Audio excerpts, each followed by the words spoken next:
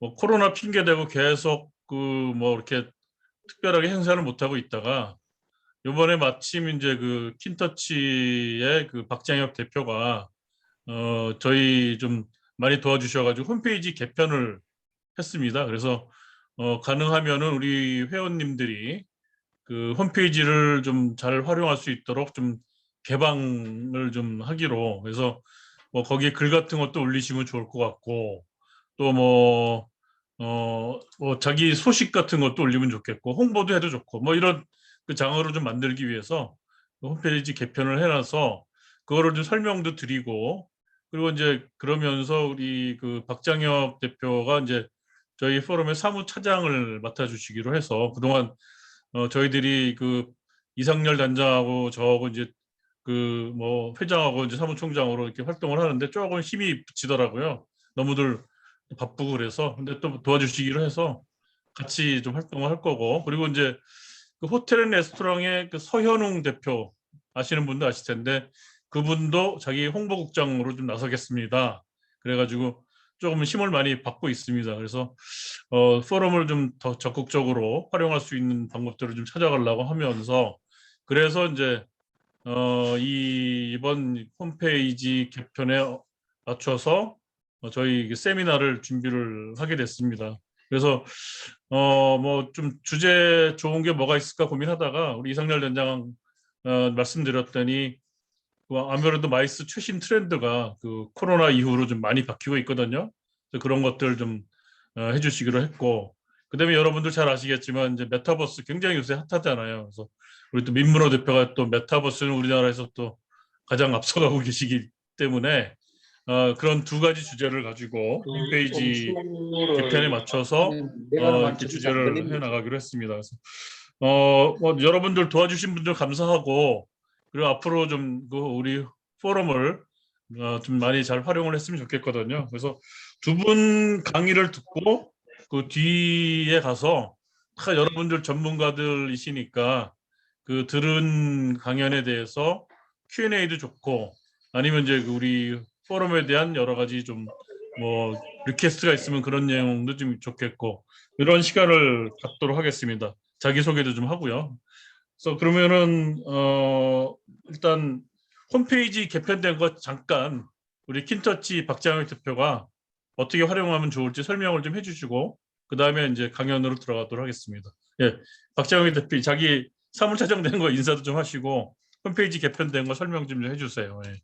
네, 안녕하세요. 저는 그 주식회사 킨터치의 박장혁 대표고요. 이번에 그 한국 마이스 융합 리더스 포럼에 아직 뭐 역량은 안 되지만 회장님 잘 봐주셔서 사무차장을 맡게 되었습니다.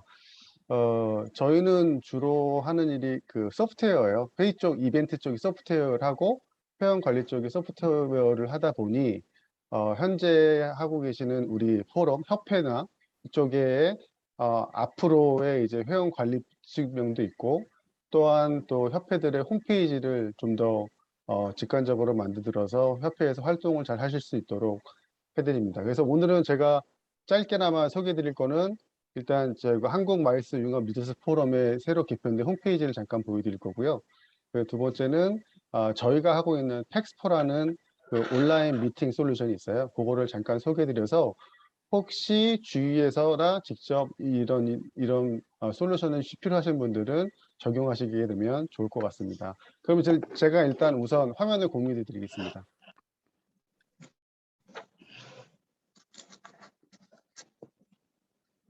화면 공유되셨나요? 네네.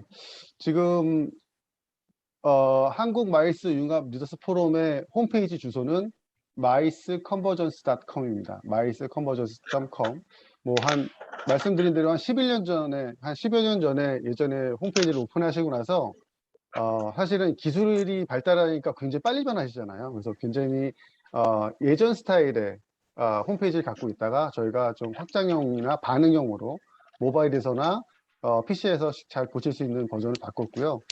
전체적인 내용은 11년대에 있던 컨텐츠 내용과 최근에 회장님이 좀 액티비티 활동하셨던 부분들을 업데이트를 시켜놨습니다. 그래서 전체적으로 보시면 될 것 같고 저희가 뭐 홈페이지의 기능은 별 특별하기보다는 이제 포럼을 보면 인사말에 뭐 이제 회장님 이 인사말이 있고 여러 가지 있고요. 여기 중에서 칼럼 기고는 지금 계시는 다 여기 리더의 분이 계시니까 본인 그 리더 분들의 그런 칼럼이나 기고를 여기에 편하시게 올리면 돼요. 그래서 보시면 칼럼과 기고는 회원 가입이 필요 없이 그냥 여기 바로 밑에 있는 글쓰기 버튼을 누르셔서 들어오셔서 쓰시면 돼요. 제목을 쓰시고 비밀 뭐죠? 작성자의 그 대표님의 성함을 쓰시고 비밀번호 적고 그런 내용을 직접 쓰시거나 아니면 기존에 쓰셨던 것을 링크를 통해서 여기 기고를 하시면 됩니다. 그리고 나중에 이 기고에 대해서 수정이 필요하시면 본인이 적은 비밀번호를 갖고 들어와서 수정을 하시면 됩니다. 그런 내용이 있고 여기서 포럼 소개, 포럼 소식, 칼럼 기고까지는 그 오픈 페이지입니다. 그냥 편하게 오셔서 보시고 칼럼이나 원고를 기고하시는 페이지고요. 뒤에 자료실부터 회원광장 로그인 여기는 이제 회원가입을 통해서 진행이 됩니다. 근데 사실은 뭐 회원가입 다 아시겠지만 저희가 팩스포에서 따로 회원가입을 관리를 하고 있기도 하지만 자체적으로도 기존에 있던 기능들이기 때문에 통해서 로그인을 하셔서 회원광장이나 내용을 보시면 되고 현재 지금 웹사이트에 뭔가 이슈가 있어서 요 부분들이 지금 약간 다른 제목이 보이거든요. 요거 저희가 바로 수정할 겁니다. 그래서 자료실과 회원광장인데 사실은 11년도에 만들어서 지금까지 요 안쪽에는 그렇게 많은 내용들이 없습니다. 근데 최근에 그래서 회원가입을 하셔서 이 안에서 회원광장에서 저희가 커뮤니티를 통해 가지고 많은 내용의 컨텐츠들이 업로드가 됐으면 좋겠습니다. 다시 한번 말씀드리면 이제 홈페이지 주소는 myconvergence.com이고요. 들어오셔서 기본적인 내용들을 보시고 칼럼과 기고는 회원 로그인이 필요 없이 대표님들이 들어오셔서 칼럼이나 원고를 기고하시면 되고 자료실과 회원광장을 쓰시려면 로그인을 하셔야 된다는 거. 이 정도로 보시면 될 것 같습니다. 그리고 저희가 두 번째로 보여드릴 거는 저희가 하는 건데요. 저희는 이렇게 팩스포라는 저희 사이트 운영을 하고 있고 하나하나의 사이트가 다 이벤트를 하고 있어요. 그래서 뭐 한국협회의 날에 대한 등록도 받고 현재 지금 마이스협회에서 하고 있는 미팅 테크놀로지 컨설팅 지원 사업을 저희 사이트에서 운영하기도 하고 또 하나는 이제 킨터치 자체적으로 한국에 있는 의료기기 회사들을 모아서 베트남에 있는 바이오들 초청해서 지금 저희가 직접 K-메디컬 온라인 미팅을 하고 있습니다. 그래서 보시면 저희 킨터치 자체적으로 주최를 해서 진행하는 것도 있고 뭐 한국, 타일랜드, 한국, 인도네시아랑 주관사나 혹은 PCO나 PEO들이 하는 수출 상담회를 저희 플랫폼을 통해서 진행하는 케이스도 있습니다. 그래서 모든 사이트들이 이렇게 올라오는 것들이고요. 하나 예시를 보여드리면 저희가 하는 부분에서 뭐 K-메디컬 온라인 미팅은 시간 따져주면 뭐 셀러 모집 언제부터 언제까지, 바이어는 언제까지 이렇게 하고 그 상태에서 셀러하고 바이어들이 들어와서 자기들이 원하는 사전 등록 양식을 짓고 오케이가 되면 이런 모든 부분들을 호스트에서 관리를 하는 겁니다. 호스트를 보여드리면 호스트에서 모든 회원사의 회원사 호스트가 있고 잠시만요. 딴 걸로 보여드리겠습니다. 여기 보시면 뭐 셀러하고 바이어를 구분할 수도 있고 회원사나 컨설턴트를 구분해서 양쪽을 통해서 들어와서 볼 수 있어서 모든 회원사들의 정보를 볼 수 있고 이들의 미팅 현황들을 볼 수 있으며 또 이들한테 이제 만약에 수출 상담회 같은 게 통역이 필요하잖아요. 뭐 통역 부분들을 온라인에서 통역을 배치할 수 있고 모든 회원사들한테 메일이나 문자를 보낼 수가 있어요. 사실 이번에 제가 그 팩스포를 통해서 이번 온라인 포럼도 제가 가입을 말씀드렸던 이유도 여기에 가입하시고 나서 저희가 메일이나 문자를 통해서 회원가입을 계속 꾸준히 해드리기 위해서 사전 등록을 요청했던 거였고요. 근데 시간도 좀 얼마 안 남았고 해서 저희가 줌 링크로 바로 연결을 해드렸던 겁니다. 좋은 거는 저희가 자체적인 비디오 컨퍼런싱 시스템을 갖고 있어요. 그렇기 때문에 보시면 아시겠지만 이렇게 직접적으로 화면이 제가 지금 화면을 이쪽에 쓰고 있어서 안 나오는데요. 제 화면을 좀 줄여보겠습니다. 재현을 중지하고 다시 하겠습니다. 이렇게 직접 외부의 줌 같은 걸 쓰지 않고 직접 저희 자체적인 비디오 컨퍼런스 시스템 통해서 뭐 해외에 있는 셀러하고 국내에 있는 바이어가 만난다든지 아니면 주최자가 이들을 모니터링할 수 있게끔 되어 있고요. 하나 좋은 거는 줌이 엄청 잘 돼 있잖아요. 줌을 쓰시면 좋은데 사실 줌을 쓰게 되면 누가 언제 어떻게 들어왔는지 컨트롤이 안 되는데 지금 여기 보시면 미팅 카드마다 빨간색이 있는 거는 이제 오프라인이고 이 사람들이 상담에 들어오면 이제 녹색으로 바뀌어요. 그래서 직접적으로 주최자나 운영사들이 온라인 상담이 현재 실시간으로 하고 있다, 안 하고 있다는 것들을 모니터링할 수 있는 모니터링 페이지가 있는 겁니다. 그래서 기본적으로는 뭐 셀러 바이어, 수출 상담 아니면 구직 구인, 취업 박람 아니면 요즘 많이 하고 있는 VC하고 스타트업 투자 그리고 컨설팅, 교육 같은 거에서 보면 양쪽에 그룹 대 그룹이 있을 때 매칭의 이슈가 있고 매칭이 돼서 어레인지 된 다음에 비디오 상담까지 할 수 있는 거를 저희 팩스토퍼에서 하고 있고요.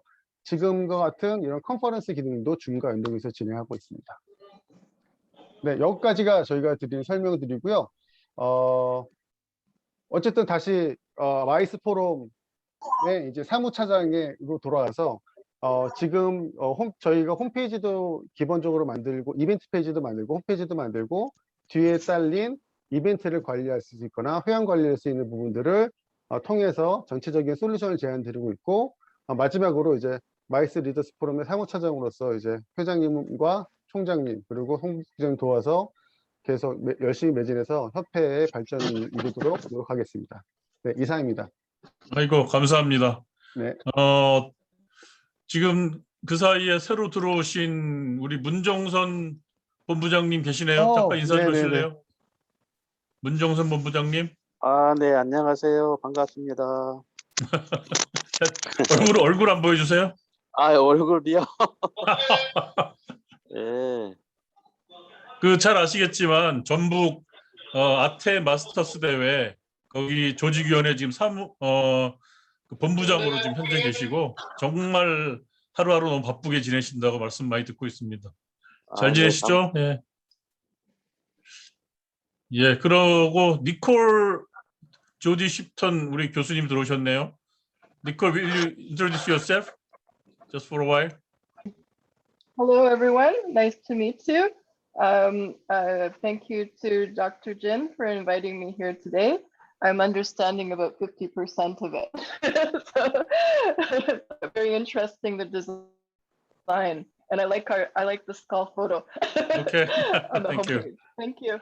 Okay. Yeah. Thank you. Nice to 그다음에 meet 우리 everyone. 김동현 팀장님도 들어와 계시는데 아까부터 잘 소리가 안 들리시네. 저기 김두한 대표 들어왔네요. SNS 인재개발원.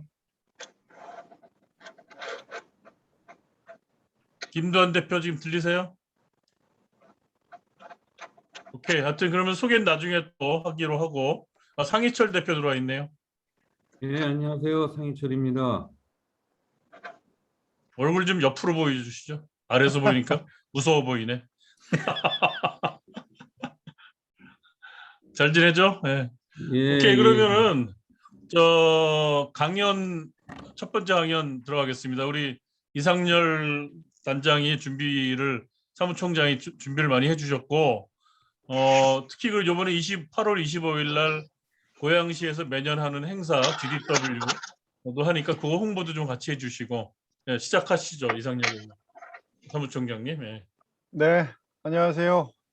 사실은 작년부터 회장님하고 작년 초반에 저희가 10주년이어서 좀 해볼까 기념 행사를 좀 하려고 준비를 하다가 또 이런저런 상황이 넉넉치 않아서 이렇게 이제 또 한 1년 거의 반 만에 이게 그렇게 화상 회의로서 인사를 드리게 됐는데요. 어쨌든 이번을 계기로 해가지고 화상으로라도 좀 지속적으로 만나뵐 수 있는 계기를 계속해서 만들어 가도록 하겠습니다. 그리고 새롭게 또 우리 박장혁 대표 또 어려운 책임 맡아주시고 또 여기 자리에 안 계시지만 서현웅 대표도 역시 좋은 자리 맡아주셔서 기대가 많습니다. 그리고 저희가 그 회장님하고 해서 힘 붙였던 부분들 같이 해서 좀 좋은 협회의 모습, 저희 그 포럼의 모습 앞으로 계속 만들 수 있도록 하겠습니다. 오늘 제가 좀 말씀드리려고 하는 거는 사실은 이게 그 앞으로의 상황을 예측한다는 것만큼의 우매한 거는 없는 것 같습니다. 그런데 사실 코로나가 촉발한 우리 그 업계의 상황은 사실 이게 그 급격하게 생겨났다기보다는 그간의 천천히 지속돼 왔던 것들의 변화 속도를 급격히 당겼다 이렇게 보는 게 좀 맞다고 보거든요. 그래서 그런 측면에서 좀 말씀을 드리는데 아무래도 국내 같은 경우는 사실은 글로벌보다 더 예측하기가 어렵습니다. 왜냐하면 국내는 아직 산업이 이렇게 명확하게 정착이 되어 있지는 않고 그다음에 마이스 업계 자체의 그 전문화라든가 카테고리라이제이션 같은 것들이 분명하지 않다 보니까 나오는 데이터나 아니면 이런 것도 아직 명확하진 않습니다. 그래서 그런 부분이 있다 보니까 섣불리 제가 국내 상황을 좀 예측하는 것보다는 전반적으로 지금 진행되고 있는 상황하고 해외에서 글로벌 견지에서 봤을 때 우리가 좀 유의미하게 지켜봐야 될 포인트들이 무엇인가라는 부분에 대해서 말씀을 좀 드리는 것이 맞을 것 같다는 생각이 듭니다. 그래서 사실은 좀 제가 내용을 저는 또 일부러 우리말로 번역을 했습니다. 번역을 해가지고 했는데 이게 이제 중간에 영어가 나오는 부분은 우리 그 니콜 교수님도 계시니까 제가 그 부분에 대해서 키워드에 대해서는 영어로도 같이 말씀을 좀 드리도록 하겠습니다. 지금부터 이제 화면을 좀 공유토록 하겠습니다.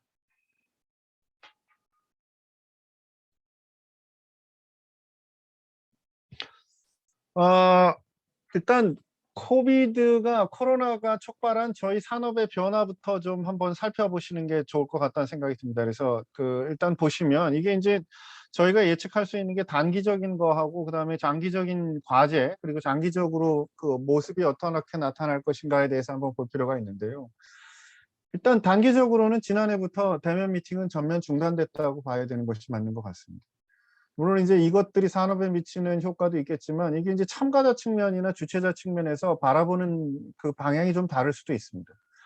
대면 미팅이 중단이 되니까 일단 주최자들은 그걸 통해서 자기들이 달성해왔던 목표들, 그 회원 관리라든가 아니면 또 기업 목적에선 프로모션의 목적이라든가 아니면 협회나 이런데 측면에서도 보면 일정 부분 회의 측면에서도 보고 전시 측면에서도 보면 이걸 통해서 수익을 달성했었던 운영비나 이런 수익을 달성했던 주최자들이 상당 부분 있습니다. 이제 이런 것들이 주최자 아니면 서비스를 공급했던 공급체에게 서플라이 체인들 모두에게 타격을 준 건 사실이었고 행사에 참가했던 사람들에게도 실제로는 이게 그런 대면 미팅이 중단이 되면서 네트워킹 기회가 부족이 됐고요.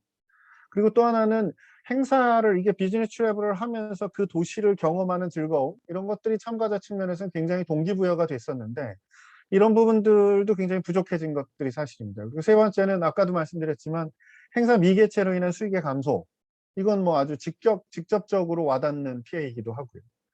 그럼 이제 롱텀 했을 때는 어떤 상황이지 이것들이 그러면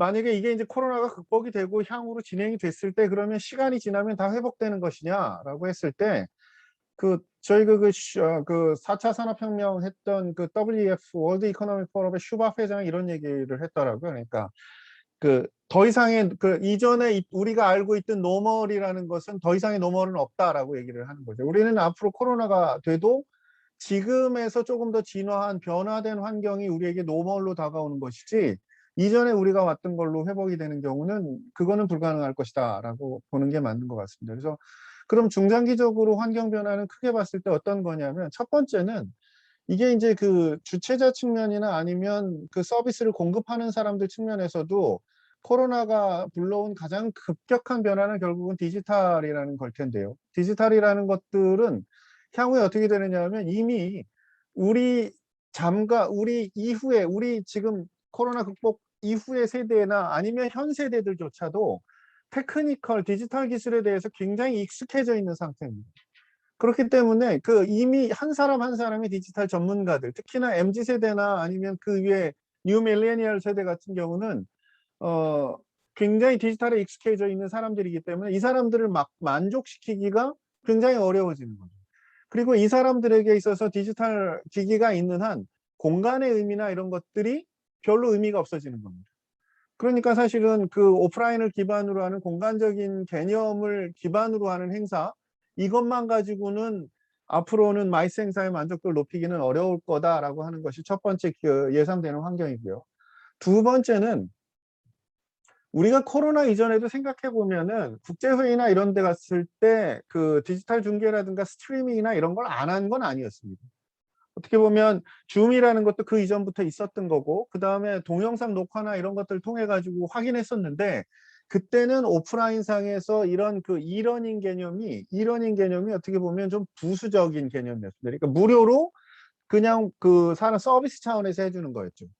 그런데 이제 앞으로는 어떻게 되느냐면 이 이러닝이라는 것, 그런 이러닝이라는 개념, 화상을 통한 회의라는 시스템 자체가 하나의 우리가 그 해왔던 마이스의 하나의 영역으로 잡기 때문에, 그리고 이것들이 앞으로 계속될 수밖에 없습니다. 그러니까 이거는 더 이상 무료로 할 수 있는 상황이 되지 않을 겁니다.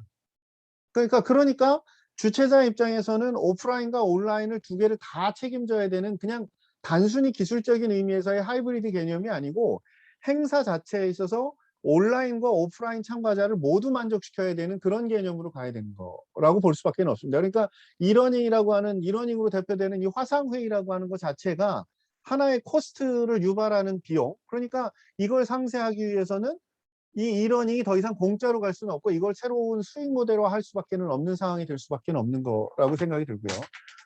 마지막 변화는 뭐냐면, 코로나가 회복이 된다고 그래서 주최자가 디지털, 조금 전에 말씀드린 대로 온오프라인을 다 만족시키기 위해서 하이브리드 형태로 간다고 그래서 거기다가 돈을 더 투자하지는 않을 거라는 게 지금 생각입니다. 그리고 전체적인 행사 예산이 늘을 것도 아닐 것 같고요. 그렇게 되면 결과적으로 별도의 수익을 발굴하지 않는 이상은, 그리고 또 우리가 코로나 상황을 거치면서 확인한 건 이 디지털 미팅을 만드는 것, 퀄리티 있는 디지털 컨텐츠를 만들고 디지털 기술을 활용해서 온라인으로 회의를 하고 마이스 행사를 한다는 것 자체가 비용이 싸지 않다는 것을 안 겁니다. 심지어는 이거 자체가 오프라인에서 행사라는 것보다 더 높거든요. 그러니까 행사는 버젯은 그대로인데 거기에 소요되는 비용은 더 늘어날 수밖에 없으니까, 이런 것들에 대해서 그 디지털 쪽에 있는 것들이 수익화되거나 그거를 수익화하는 데서 성공적이지 못하다 그러면 사실 마이스 산업은 수익률 측면에서 굉장히 어려움을 겪을 수밖에 없는 상황인 것은 분명합니다. 그래서 이러한 게 이제 그 단기적으로나 롱텀적으로 저희가 좀 관심 있게 봐야 되는 상황이고요. 그러면은 결론적으로 얘기해서 코비드-19 이후에 마이스는 어떻게 갈 것이냐라고 하면, 크게 봤을 때는 작은 행사는 거의 버추얼로 갈 것이다. 그러니까 그 전제를 하기 전에 우리가 이 코로나 상황을 겪으면서 사실은 기존의 그 전시를 일단 빼놓고 회의를 얘기를 한다면, 회의의 기능이 크게 두 가지를 볼 수 있었는데, 하나는 뭐냐면 회의장에서 교육을 하는 개념이었습니다. 그러니까 세션이나 이런 걸 통해서 정보 전달이나 트렌드를 파악하는 기능이 메인이었고, 그 다음 기능이 뭐였냐면 네트워킹 기능이었습니다. 그런데 우리가 이 코로나 하면서 디지털로 활용을 해보니까 수율, 그러니까 그 효율은 어떤지는 몰라도 지식의 공유나 그 교육 활동은 디지털로 가능하다라고 하는 것은 누구나 다 공감하는 부분입니다. 물론 현장에서 그 eye to eye to face to face로 하는 것만큼의 효율은 아니지만 그래도 교육이나 어쨌든 간에 정보 전달은 디지털 통해서 가능하다라고 하는 거죠. 그러면 앞으로의 마이스에 있어서 더 중요해지는 건 뭐냐면, 결과적인 건 네트워킹 기회가 더 중요해질 수밖에 없다는 겁니다. 그러니까 예전에는 우리가 쉽게 얘기하면 아침 8시 반, 9시부터 세션에 참가해서 오후 5시까지 세션하면 중간중간에 커피 브레이크 때문에 네트워킹을 하고, 끝나고 나면 만찬을 통해서 네트워킹을 하고 술 한잔하고 하는 것들이 사실 네트워킹이 다였다면, 앞으로는 이 네트워킹이 주류로 올라오는 상황으로 변화가 될 것이다 라고 생각할 수밖에 없기 때문에 그런 게 이제 예측이 됩니다. 그래서 그런 것들 변화에 따라서 추론했을 때 보면, 작은 이벤트, 그러니까 정보 전달을 중심으로 하는 작은 정보 행사 같은 경우는 사실은 버추얼로 갈 것이다, 대다수가 라고 예측이 가능하고요. 두 번째는 이게 중간 정도의 100명에서 뭐 300명, 뭐 300명 정도의 미림 사이즈, 한 500명까지 미림 사이즈 이벤트 같은 경우는 이게 지금 이카가 하는 방식이라고 보여지는데, 이카가 이렇게 지금 하고 있는데요. 리저널 허브를 활용을 해가지고 지역이나 지역 단위 아니면 국가 단위로 모이고 그거 국가와 국가 또 지역과 지역을 화상으로 연결하는 그러한 형태의 하이브리드 형태. 또 하나는 지역은 국가별로는 모이고 다른 지역은 화상으로 연결하는 형태의 하이브리드. 미디엄 사이즈에 있어서는 그런 형태가 주류가 될 것이라고 지금 예측이 되고요. 그 다음에 라지 그런 큰 규모나 또는 정례적인 행사는 오프라인으로 지속될 가능성이 크다고 보여지는데 여기에서는 아까 제가 말씀드렸지만 이전에 그 어떤 그 컨텐츠 중심의 회의 중심 뭐 이런 세션 중심의 것보다는 경험치, 네트워킹, 엔터테인먼트 이런 적인 요소가 굉장히 중요해지는. 그러니까 그 좀 쉽게 얘기하면 내가 거기 가면 뭐를 느낄 수 있고 뭐가 재미있는 거고 내가 거기 가서 누구를 만나고 올 수 있는데가 더 중요해지는 앞으로가 될 거다라고 그렇게 예측이 됩니다. 그래서 이러한 변화는 이건 코비드 상황에서 사실은 코비드가 촉발하긴 했지만 디지털 기술이 발달하면서 사실은 예정돼 있던 트렌드가 굉장히 빨리 촉발이 됐다라고 말씀드리는 게 맞을 것 같고요.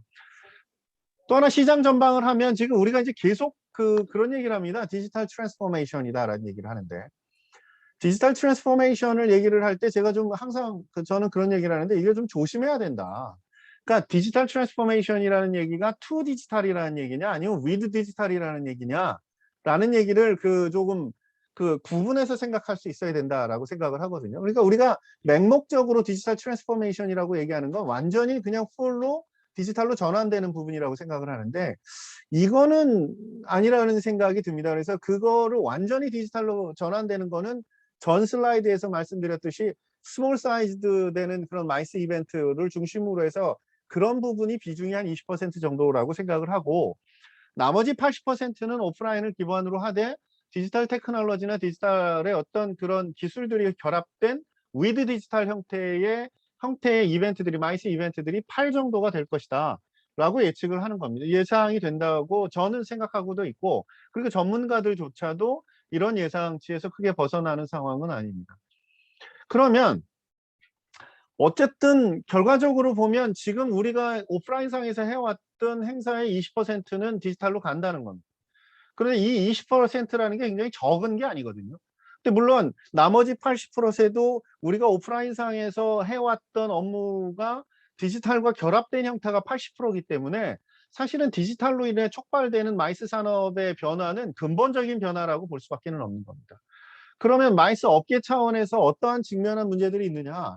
어떠한 문제들에 우리가 직면해 있냐 하면은 첫 번째는 그런 겁니다. 이거 그러면은 앞으로 마이스 사업이라는 거를 우리가 계속 할 수 있겠어? 이게 이제 앞으로 내가 그러면 좀 더 생존의 문제인 거죠. 그러니까 앞으로 내가 이걸로 해서 밥 먹고 살 수 있겠어? 라는 문제가 가장 내가 보기에 직면한 문제가 되는 겁니다. 그러면 내가 내 기존의 수익 모델을 가지고 얼마만큼의 직원들하고 같이 할 수 있을 것이며 그리고 내가 기존의 디지털 기술로 해서 디지털 기술로 결합된다고 하더라도 내 기존에 우리 회사가 보여줬던 서비스 품질을 유지하기 위해서는 어느 정도의 매출이나 수익률을 가져가야 되는 거야 라고 하는 근본적인 문제에 직면할 수밖에 없습니다. 이제 그 경우는 또 뭐냐면 그건 뭐하고 연관이 되는 거냐면 예산 구조하고 연관이 될 수밖에 없습니다. 아까도 말씀드렸지만 코로나가 회복이 된다고 해도 행사 전체 예산이 달라지지는 않을 겁니다. 그렇다고 그러면은 가장 중요한 거는 디지털로 전환되는 거에 있어서 그 전체 버젯에 있어서 릴로케이션이라고 하는 예산의 재분배가 필요한데 주최자들이 가지고 있는 단순한 생각은 어떤 거냐면 만약에 오프라인상에서 줄어드는 예산이 있다 그러면은 이게 온라인으로 진행되거나 디지털 쪽으로 해서 예산을 재배치하려고 하는 그런 의지가 별로 없을 겁니다. 그러면 행사의 품질이나 규모를 하이브리드 온오프라인을 양쪽을 다 만족시키면서 가기가 굉장히 어려운 상황이 되는 겁니다. 그러니까 그 주최자 입장에서나 아니면은 또 하나는 대행사 입장에서 그 예산 구조를 어떻게 가져갈 것이냐 하는 문제는 굉장히 그리고 또 하나는 이전에는 또 저는 어떤 개념이 중요해질 거라고 생각을 하느냐면 예산 구조를 보고 이 행사를 할 것이냐 말 것이냐를 검토하는 그 시기 주기가 굉장히 빨라질 거다라는 거죠. 그러니까 돈 안 되면 하지 말아야 되는 그런 상황이 되는데 문제는 그렇게 되면 내 회사의 전체적인 매출과 연관이 있으니까 그 문제가 되는 거겠죠. 그 다음에 또 하나는 우리가 이제 무조건 이런 코비드로 인한 변화로 인해서 축소되는 부분이 있는데, 아까도 말씀드렸지만 대행으로 인한 예산은 수익 축소가 될 수밖에 없는 거고, 지금 현 상태로는 그렇게 되면 수익 역시 줄어들 수밖에 없는 구조입니다.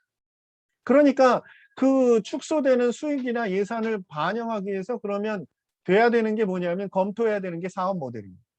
기존에 우리가 운영 중심에 해왔던, 그러니까 대행 중심의 수익 모델로는 분명한 건 예산이나 수익 모델로 계속해서 축소될 수밖에 없는 거죠. 그러니까 그거를 해결할 수 있는 방법은 수익 모델에 있어서, 사업 모델에 있어서 대행 중심으로 가는 것들, 이런 부분에 있어서는 근본적인 검토가 필요하다는 거죠. 그러니까 그 고객에게 새로운 가치를 창출함으로 인해서 그것들이 돈이 투입돼야 되고 나한테 돈을 줘야 된다라고 하는 가치를 그 사람들이 이해시킬 수 있는 그런 수익 모델 발굴이나, 어쨌든 기존의 사업 모델과는 좀 다른 접근이 있어야 되는 거고요. 또 하나는 뭐냐면 인력 체계에 대한 게 되는 겁니다. 우리가 사실은 마이스 서비스 업계에서 보면 기본적으로 한 80%의 전체적인 회사 운영 경비의 80%, 70에서 80%가 인건비입니다. 근데 결과적으로는 전체적인 행사로 봤을 때는 인건비를 줄이지 않으면 결과적으로는 이 사업 모델에서 줄어드는 인건비를 줄이거나 아니면 효율성을 높이지 않으면은 줄어드는 수익이나 예산을 감당할 수가 없는 상황이 됩니다. 결과적으로 그러면 최종적으로 어떤 문제에 직면하느냐 하면 수익 구조를 다변화해야 된다라고 하는 문제에 직면하게 됩니다. 그 역시 무슨 얘기냐면 제공 서비스도 조금 더 다변화시키고 세분화시키고 전문화시킬 필요가 있다는 겁니다. 그래서 이런 식으로 해서 지금 우리가 직면한 문제들에 대해서 조금 더 적극적으로 재검토하고 다변화하려고 하는 노력들이 그 업계 중심으로도, 이건 주최자뿐만이 아니고 제 서비스를 제공하는 사람들에게 있어서 요구되는 과제들이라고 볼 수 있습니다. 그러면 지금부터는 이제 그럼 앞으로 조금 더 이제 그 마이스 트렌드에 대해서 세부적으로 좀 말씀을 드려보겠습니다. 이거는 한 18가지 정도 제가 지금 정리를 한 걸로 보여지는데, 첫 번째는 그 마이스 산업에 있어서 첫 번째 트렌드는 아까 뭐 하고 말씀드렸냐면, 규모가 크고 애뉴얼리하게 아니면 정기적으로 행사되는 행사들의 기반은 이거는 어쨌든 오프라인 기반으로 될 것이다 라고 했을 때, 거기서 가장 중요한 것이 뭐였냐면 어떠한 경험치를 제공할 것이냐라고 하는 것이었습니다. 그래서 결과적으로 마이스 산업의 트렌드는 행사를 통한 마이크로 익스피리언스를, 어떤 마이크로 익스피리언스를 제공할 수 있을 것이냐가 첫 번째 트렌드의 이 부분이 중요해지는 부분이 첫 번째 트렌드라고 말씀드릴 것입니다. 그래서 기존에는 우리가 이제 어떤 사이트 인스펙션을 제공하건 아니면 펑션 만찬이나 통해서 아니면 공연이나 이런 걸 통해서 보면 행사 단체, 그러니까 그룹 행사에 참여하는 사람들 모두를 대상으로 하는 그러한 경험, 그러한 행사 이런 것들이었다면,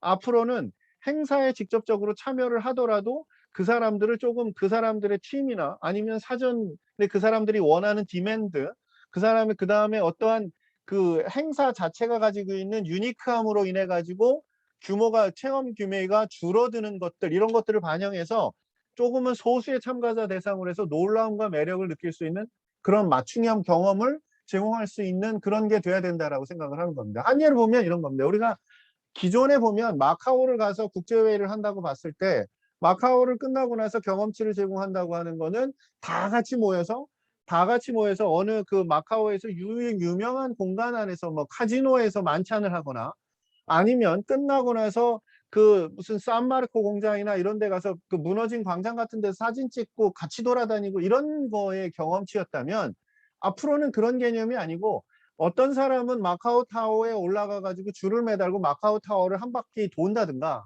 어떤 사람은 어떤 사람은 거기서 번지 점프를 한다든가, 어떤 사람은 홍콩으로 넘어가는 배편을 제공한다든가, 어떤 식으로든 조금은 좀 놀라움과 매력이 그 각자가 느끼는 게 다르기 때문에 이렇게 나뉘어서 특화된 서비스, 그 경험치를 제공하는 것, 이게 가장 큰 그 변화된 트렌드가 될 것이고요.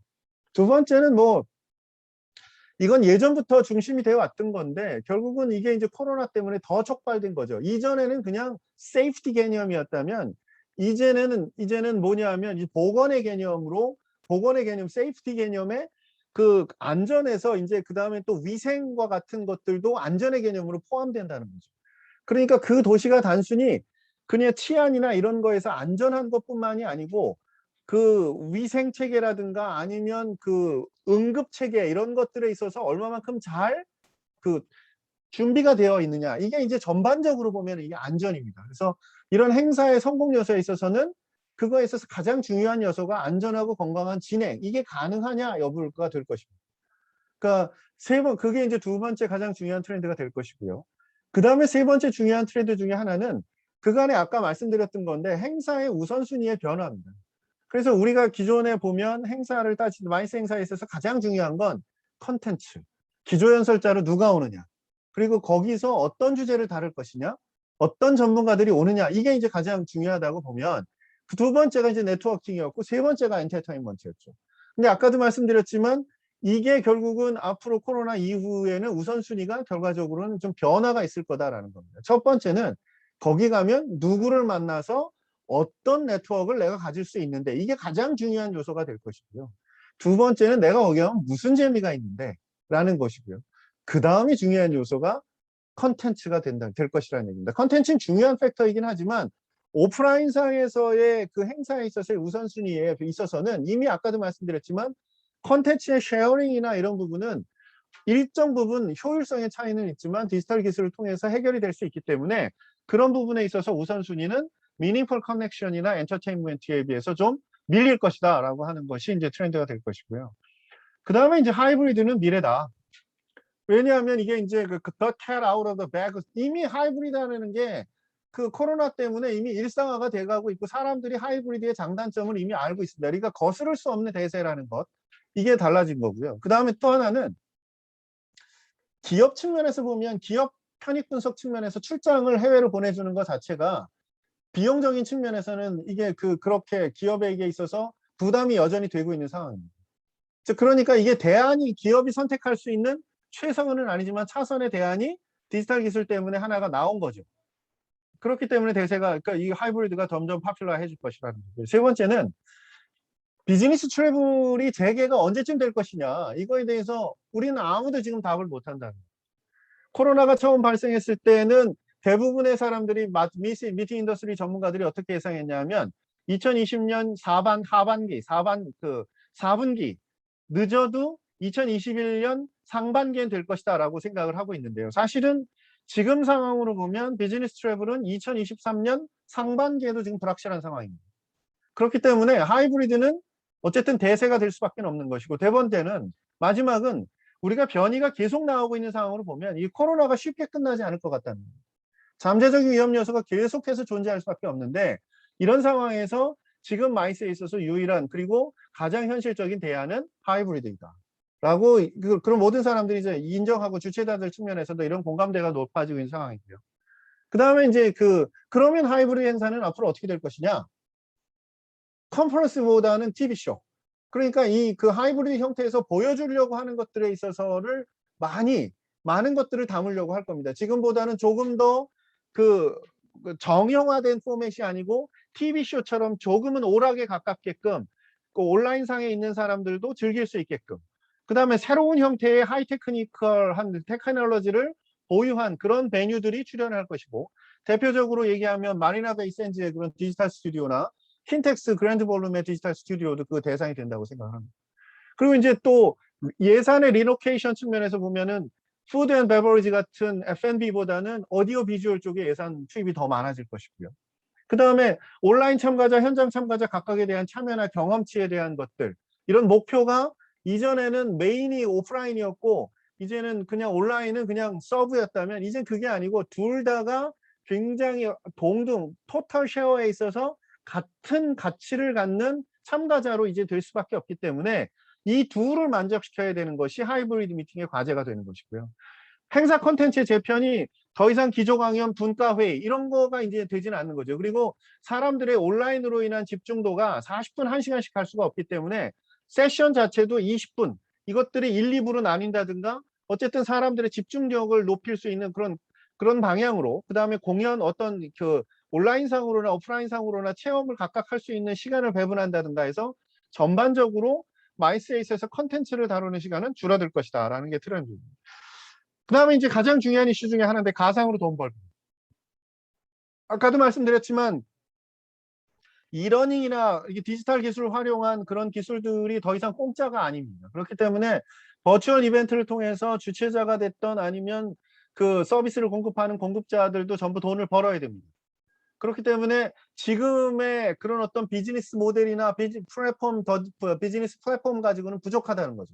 그러니까 이걸 넘어서는 그런 주최자들의 노력 또는 대행사들의 노력이 필요한 그 서플라이어들의 노력이 필요한 건데 예를 들면 가상 행사를 통해서 이익 창출을 할 수 있는 그런 거에서 몇 가지 예를 들어보면 예를 들면 부킹 아카데미. 예를 들면 이전에는 어떤 그 협회가 행사를 어떤 비정기적으로 세미나를 했다면 온라인 세미나 이런 걸 했다면 그게 아니고 앞으로는 이거를 정례화시키고 규칙화시켜서 이거를 전체로 묶음 단위로 조금 더 싸게 판다든가 하는 이런 이벤트에도 묶음 단위 부킹 이코노미 개념이 그런 넷플릭스와 같은 모델이 도입될 필요가 있는 거고요. 두 번째는 라이브 참석자들에게는 어쨌든 조금 더 나은 보상이 이루어지게끔 해야 된다는 겁니다. 온라인 그래야만 오프라인 행사가 백본을 이룰 수가 있게끔 되는 거죠. 이게 이제 완전히 디지털로 가게 되면 종국에는 행사 경쟁력은 떨어질 수밖에 없습니다. 그러니까 현장 참석자나 라이브 참석자 그리고 또 온라인 참석자라고 하더라도 나중에 프리 리코딩된 그 녹화된 걸 보는 것보단 현장에 참석해서 직접 듣는 사람들에 대해서 직접적인 베니핏을 줄 수 있는 방안을 공략하는 것.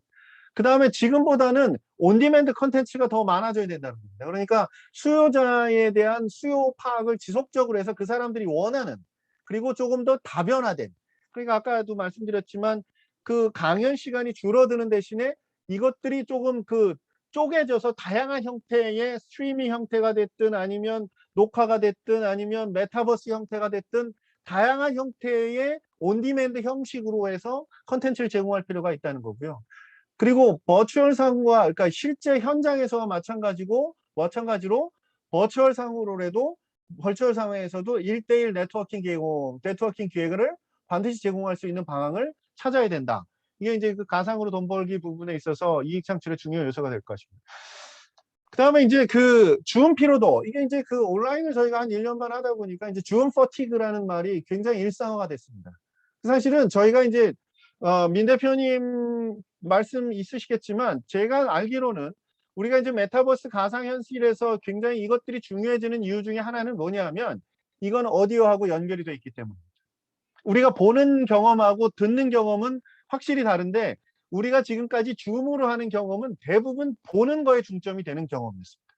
그렇기 때문에 조금 더 오디오에 특화된 형태의 그런 형태의 그런 행사를 운영하는 폼이 나타날 것이다 라고 생각하는 건데 그게 이제 대표적으로 클럽하우스 같은 겁니다. 그러니까 오디오만으로 진행되는 새로운 유형의 이벤트 그리고 실질적으로 가상의 나를 투입시켜 가지고 내 것은 오디오만 거기에 인풋이 되는 형태의 이벤트들. 그래서 듣는 것과 보는 것이 이 컴퓨터상에서는 완전히 다른 경험이기 때문에 이걸 어떻게 활용할 수 있을 것이냐 하는 트렌드가 나타날 것이고 또 하나는 이제 이게 버추얼 익스피리언스도 지금과는 좀 달라진 경험치가 나타날 것입니다. 이게 스케일업 돼 갈 것인데 줌에서 버추얼 이벤트 테크놀로지가 확장된 거기서 테크놀로지가 결합된 형태 그 다음에 이제 조금 더 가면 아마도 셀프가 스스로 영상을 찍고 스스로를 녹화하고 중계를 하면서 그렇게 편집도 하고 스스로 보여줄 수 있는 그런 플랫폼이 지금도 일단 기본적인 형태에서 나와 있는데 이게 조금 더 발전된 형태에서 나타날 거라는 거고요.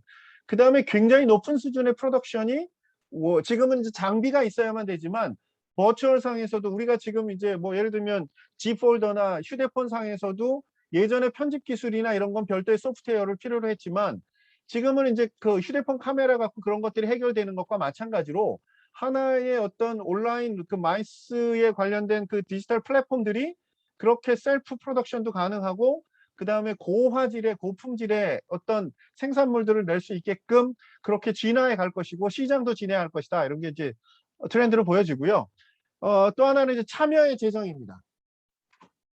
그러니까 이제 아까도 계속해서 말씀드리는 건데 우리가 행사를 통해서 그간의 경험치를 제공한 것들은 어떻게 보면 현장 참가자 중심이었다면 이제는 앞으로는 온라인과 오프라인 참가자 모두를 만족시킬 수 있게끔 그 중간적으로 양쪽에 똑같은 기준을 가지고 둘 다를 만족시킬 수 있는 그런 기준을 가져갈 수밖에 없어야 되는 거고 근데 다만 온라인에서의 경험치 온라인에서의 인게이지먼트 오프라인에서의 인게이지먼트는 형태도 다르고 목표도 다를 수밖에 없다는 겁니다.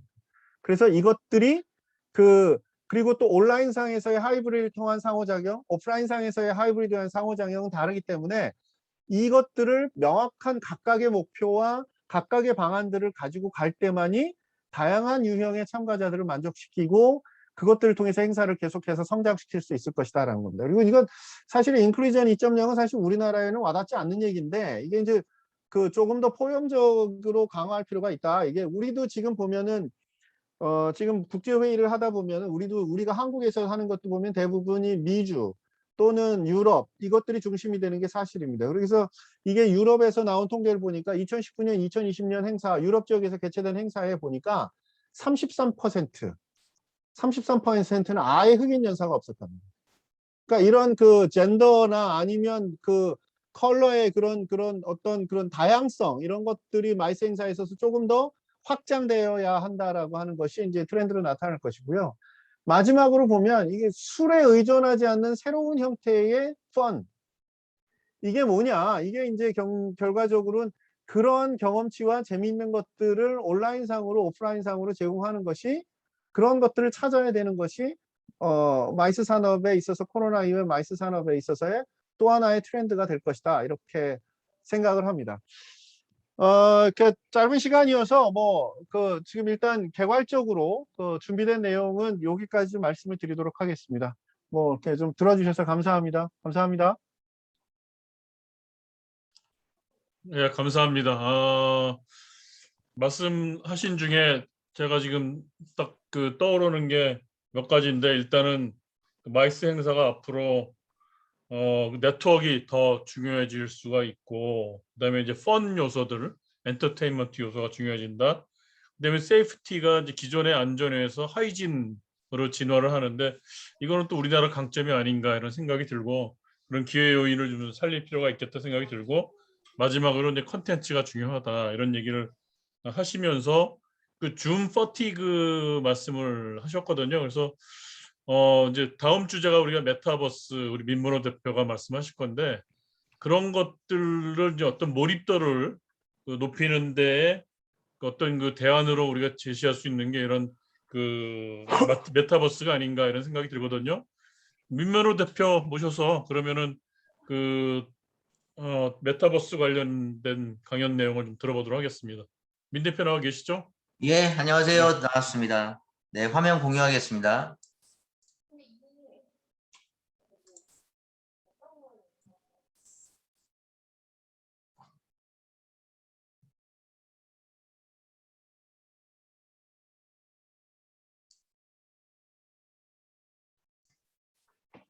잠깐만요.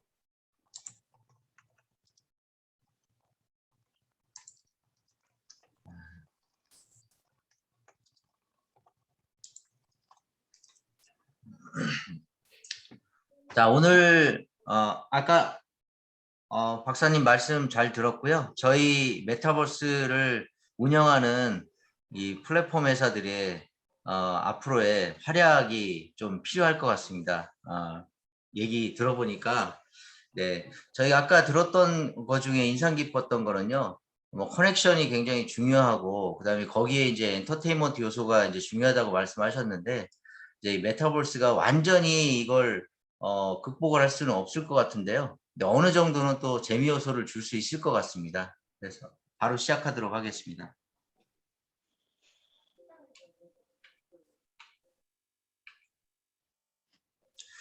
자, 그냥 시장을 한번 먼저 보겠습니다. 이 자료는 외부에서 먼저 보신 분들도 많겠지만 그 PwC 자료에 의하면 2025년에는 이제 전체 시장이 535조, 2030년에는 1740조 정도가 예상되는 메타버스 시장이 지금 규모가 지금 나와 있습니다. 그리고 현재 디지털 뉴딜 2.0이 발표됐는데요. 거기서 이제 2.6조 원 정도가 메타버스 관련 예산이 또 신규로 편성이 되어 있습니다. 그래서 나름대로 공공기관, 대기업, 그다음 벤처기업, 그다음에 연구기관, 이렇게 컨소시엄을 이뤄서 메타버스로 앞으로 이제 플랫폼이라든지 콘텐츠라든지 이런 부분들이 과제가 많이 나올 것 같습니다. 이 부분은 뭐 제가 집중적으로 한번 설명을 드리겠습니다. 오늘은 물론 제가 하고 있는 사업 소개하는 게 후반부에 나오지만 또 전반부에는 혹시나 모르시는 분들을 위해서 한 장짜리로 제가 준비를 했는데요. 메타버스라 그러면 뭐 그냥 사전적인 의미로는 그냥 현실을 초월한 가상의 세상 이렇게 나오는데요. 그거는 뭐 거의 그냥 이론적인 거고요. 제가 생각하는 안 들어볼래? 메타버스는 그냥 메타버스? 네. 혹시 제 목소리 잘 들리시나요? 혹시? 네, 잘 들고 있습니다. 네네. 링크 줘? 네. 네, 그래서 한마디로 이렇게 쉽게 좀 표현해 드리면 가상의 세상에서도 현실적인 일을 할 수가 있는 게 메타버스입니다. 그러니까 현실이 뭐 확장이 된다든지 뭐 디지털 지구 뭐 이런 말을 쓰면 이렇게 한 번에 안 와닿거든요. 그래서 딱 와닿는 그런 워딩은 가상의 세상에서 현실의 일을 하는 겁니다. 딱 그게 메타버스고요. 그래서 그게 이제 디지털 트윈의 개념이라고 보시면 되는데, 그리고 메타버스가 무슨 뭐 기술이냐 저한테 굉장히 많이 물어봅니다. 기술이지 않냐 메타버스가. 근데 기술 아니고요. 메타버스는 하나의 개념이고요. 그 다음에 소셜 플랫폼이라고 보시면 됩니다. 기술적인 소재는 XR이라는 이제 VR과 AR과 XR 확장현실이라고 하는데, XR을요 멀리 떨어진 사람이 한 공간에 같이 있는 것 같은 느낌이 들고 거기서 상호작용이 이루어지는 게 XR인데, 그 XR만 가지고 메타버스가 이루어지는 게 아니고요. 거기다가 데이터와 네트워크 AI, DNA라고 그러죠. DNA 기술이 거기서 플러스가 돼야 되고요. 그 다음에 블록체인화 돼야 됩니다. 왜 그러냐면 가상의 세상에서는 현실의 재화를 페이를 하는 게 안 맞지 않습니까? 가상의 세상에서는 가상의 페이를 해야 된다는 거고요. 그래서 블록체인 기술이 필수라고 저는 보고 있고요. 블록체인 기술을 현재 도입을 하려다 보니까 이제 코인에 대한 여러 가지 이슈들이 나와서 여러 가지 이제 규제들도 있고, 그래서 좀 현재 블록체인 기술은 상관없는데 또 코인하고 연동되면 뭔가 이렇게 색안경을 끼고 보는 이제 그런 게 있어서 아직 활성화되지는 못하고 있는데, 앞으로 가는 방향성은 블록체인 쪽이 반드시 도입이 돼야 됩니다. 그래서 이 장표를 한번 보시면 빅4가 있습니다. 메타버스 기업의 빅4인데 솔직히 얘기해서 메타버스 기업이라고 하기는 좀 부족합니다. 왜?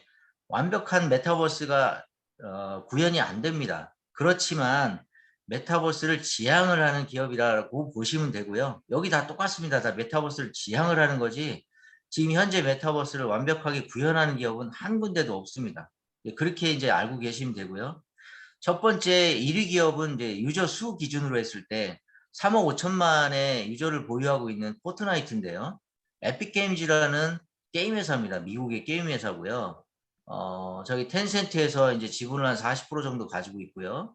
그다음에 저기에 유명했던 거는 이제 우리 방탄소년단이 저기에서 뮤직비디오를 런칭을 했는데, 이제 아바타가 방탄소년단이랑 똑같은 춤을 출 수 있다라는 것 때문에 이제 거기에서 이제 그런 스킨을 사서 내 아바타가 똑같이 춤을 추는 이런 거에 좀 이슈가 있었고요.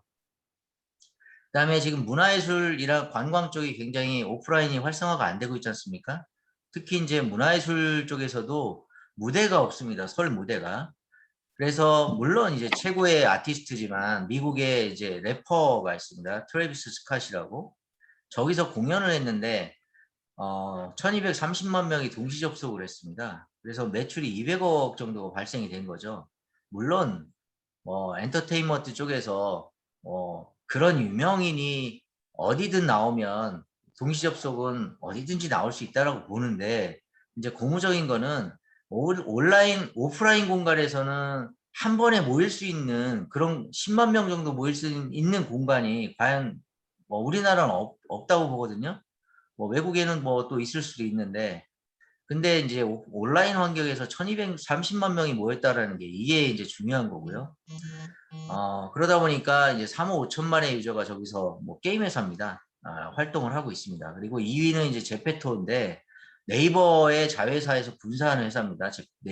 네이버 제트는 현재 이제 2억 명이 있는데 그래도 이제 우리나라의 플랫폼이 전 세계에서 지금 2위를 하고 있다라는 거고요. 저기는 YG라든지 이제 BTS 소속사 하이브, 그다음에 JYP 여기서 한 170억 정도를 저기 투자를 했어요. 그래서 서로 윈윈을 하겠다는 전략을 펼치고 있고요. 그다음에 뭐 마인크래프트는 뭐 아시다시피 마이크로소프트가 가지고 있는 건데요. 마이크로소프트가 저걸 처음부터 만든 게 아니고 한 3조 원에 인수했습니다. 2014년에. 그래서 저희가 이제 현재 이제 1억 6천만 정도 되고 있고, 로블록스라는 회사가, 저 회사가 사실 어떻게 보면 메타버스에 가장 근접한 회사라고 전문가들도 보고 있는 거고요. 저도 그렇게 평가를 합니다. 이유는 저 로블록스라는 회사는 이제 참고로 3월에 뉴욕 시장에 상장을 했는데 이제 시총이 43조에 출발을 했습니다. 그래서 43조라고 그러면 뭐 이렇게 피부에 확 와닿지를 않는데, LG 전자가 예를 들어서 웬만한 대기업이 시총이 한 20조 정도 됩니다. 그럼 웬만한 대기업의 시총보다 2배 이상 높이 출발을 했는데요. 과연 이게 그냥 하나의 트렌드로 그냥 끝날 것이냐, 아니면 지속될 것이냐, 이 질문도 굉장히 저한테 많이 합니다. 어디에 강연 나가면. 그러면 저는 이제 이렇게 봅니다. 지금 여기 4개의 빅4들이 이 수많은 유저들이 저기서 활동을 하고 있는데, 과연 저게 그냥 한 번에 트렌드로 그냥 빠질 수 있는 것인가 라고 봤을 때는 그렇지는 않은 것 같고요. 로블록스 같은 경우는 저 안에서 생태계가 이루어지고 있는데요. 게임 숫자가 5천만 개가 있습니다. 그리고 게임 개발자가 8만 명이 활동하고 있는데, 그 게임 개발자가 우리 박장혁 대표님도 게임 개발자들을 채용을 해서 이제 회사를 운영하고 계시지만, 이 개발자의 수준, 그런 이제 회사에서 운영하는 개발자의 수준 정도는 아니고요. 개인의 유저가 간단한 코딩을 해서 게임을 만들 수 있는 그런 툴을 제공을 하는 거고요. 그걸 가지고 게임을 만드는 겁니다. 그래서 저기서 5천만 개의 게임이 돌아가면서 10대들이 예를 들어서 비서까지 두고 있으면서 회사 단위로 운영하고 있는 이런 형태가 벌어지고 있는 게 로블록스입니다. 그래서 중요한 건 뭐냐면 가상의 공간에서 경제 활동이 이루어져야 된다는 겁니다.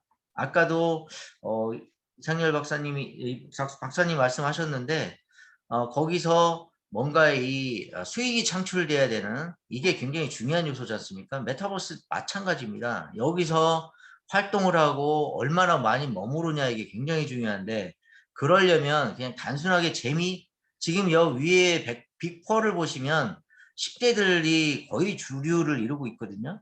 10대들은 그냥 단순하게 재미있고 친구들하고 어울릴 수 있고 이런 걸로 저기에 머무를 수 있다고 봅니다. 그렇지만 20대, 30대, 40대, 50대로 넘어섰을 때 그냥 단순하게 재미있어서 저기를 머무를 수 있을까? 그건 어려울 거라고 봅니다. 그래서 저 안에서 경제활동이 이루어져야 되는 거고요.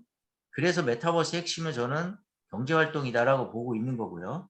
자, 밑에 한번 보시겠습니다. 모여봐요 동물의 숲, 닌텐도에서 운영하고 있는데요. 저기는 이제 조 바이든 후보가 저기서 선거 캠프를 하나 만들었습니다.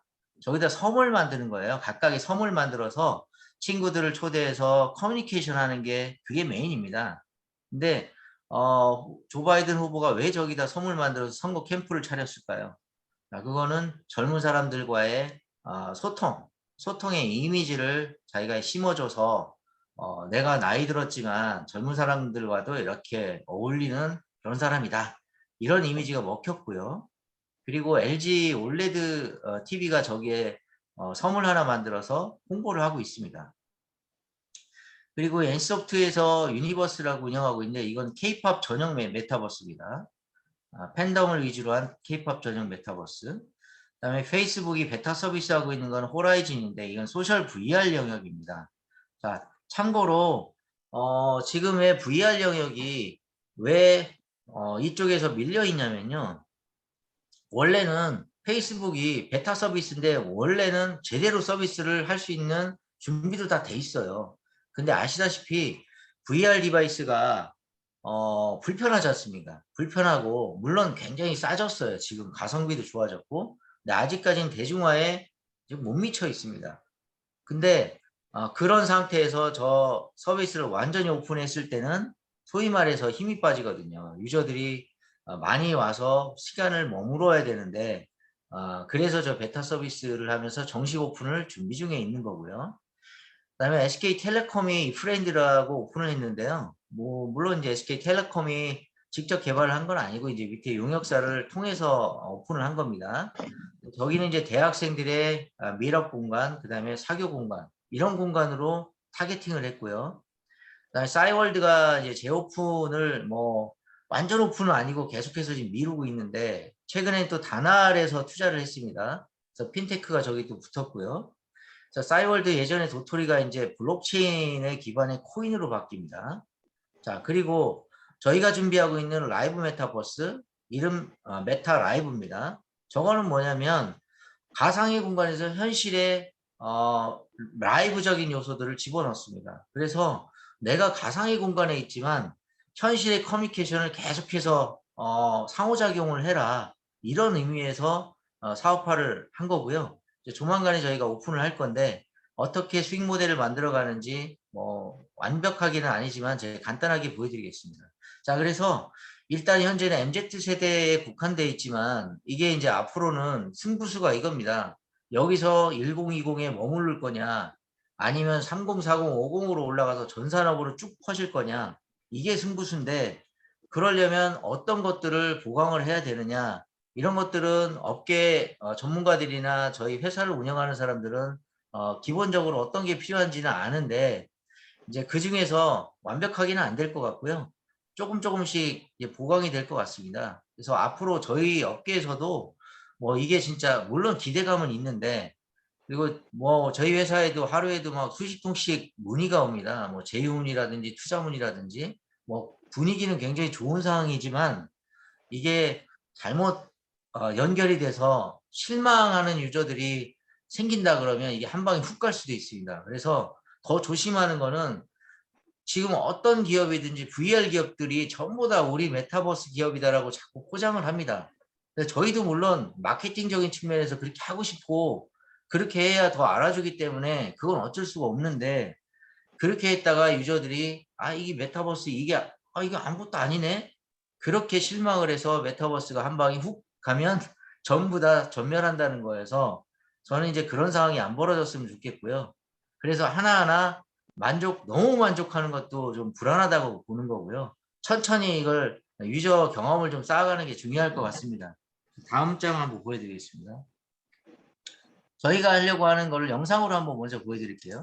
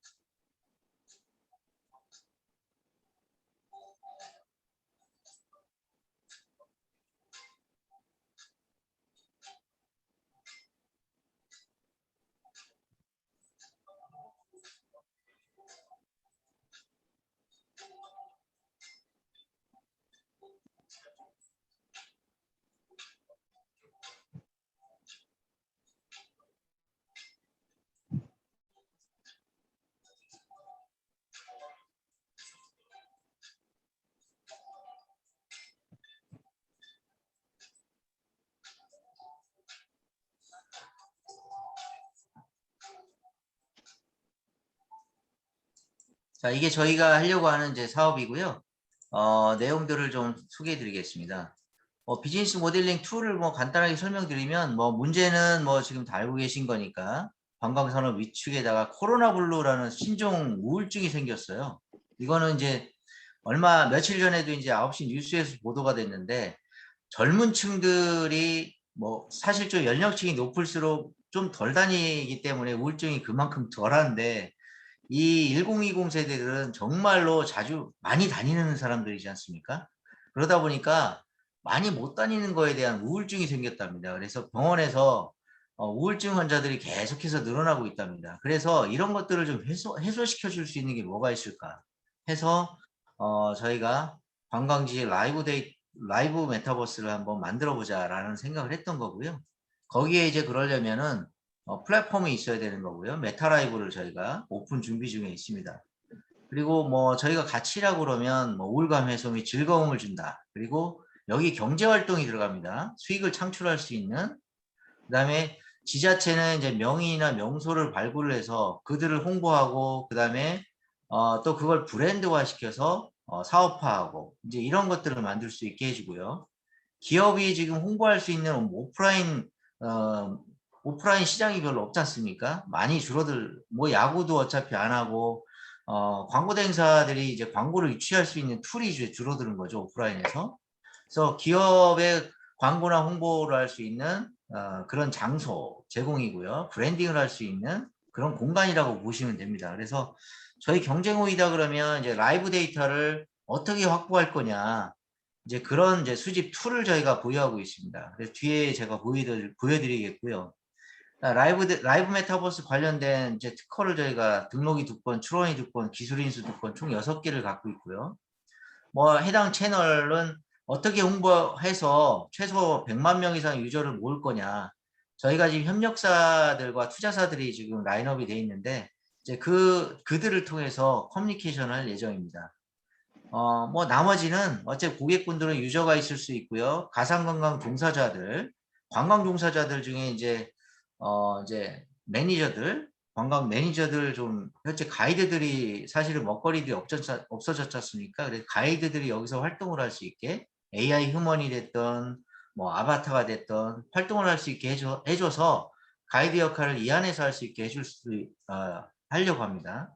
그다음에 이제 입점 기업들, 이들이 입점을 해서 실제로 사업자 등록을 해서 여기서 이제 판매가 이루어집니다. 이게 저희의 비즈니스 모델링 툴이고요.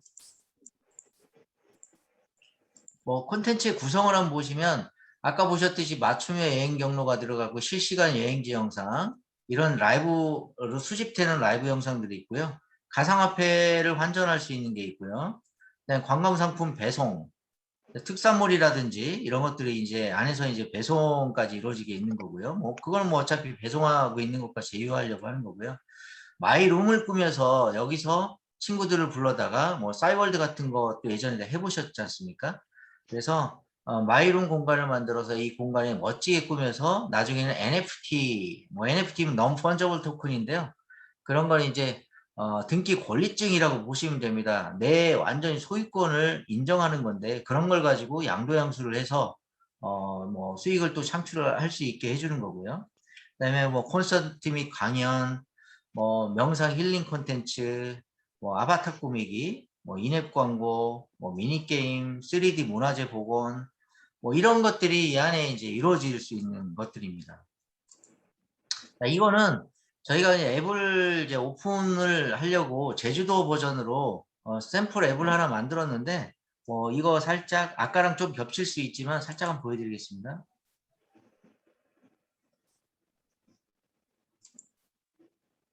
자, 요거는 이제 아바타를 선택을 해서 내 닉네임을 씁니다. 그리고 앱으로 싹 들어가면 저희 보라 라운지가 나옵니다. 이게 이제 저희 보라 라운지고요. 뭐 이들은 이제 NPC가 되겠습니다.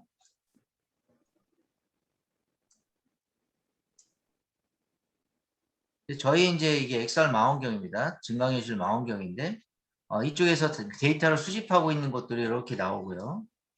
그럼 예약까지 다 할 수 있는 거고요.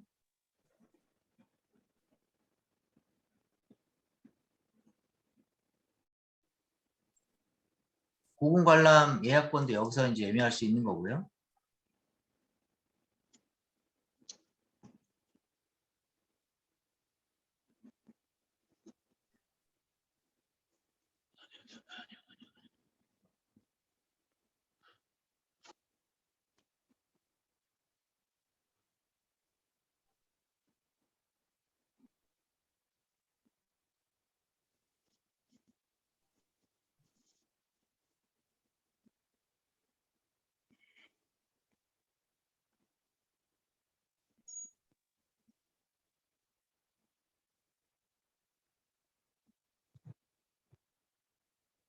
자, 요거는 아까 보셨으니까 좀 넘어갈게요.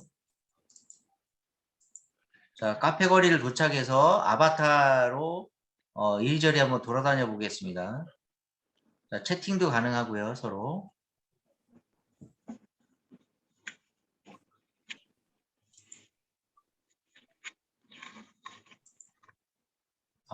어이구, 잘못 넘어갔네요. 다시, 잠깐만요.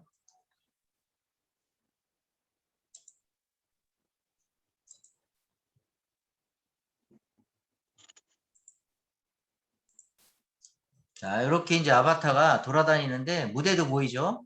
저기서 이제 공연도 합니다. 자, 저기는 이제 해외 유저들이 저기 돌아다니면서 활동하고 있다고 보시면 되고요. 자, 보라에서 수집된 라이브 데이터를 한번 보겠습니다. 이런 거죠. 그러니까 내가 이 공간에 정말 갈 수가 없는데 예를 들어서 해외 미국에 있는 유저가 제주도를 가고 싶은데 못 가지 않습니까? 그래서 이렇게 라이브 환경에 이미지를 줘서 실제 좀 가본 것처럼 좀 느끼게 좀 최소한에 해보자 뭐 이런 거고요. 호흡 명상도 한번 해보고. 자, 미니게임은 아까 보셨고요.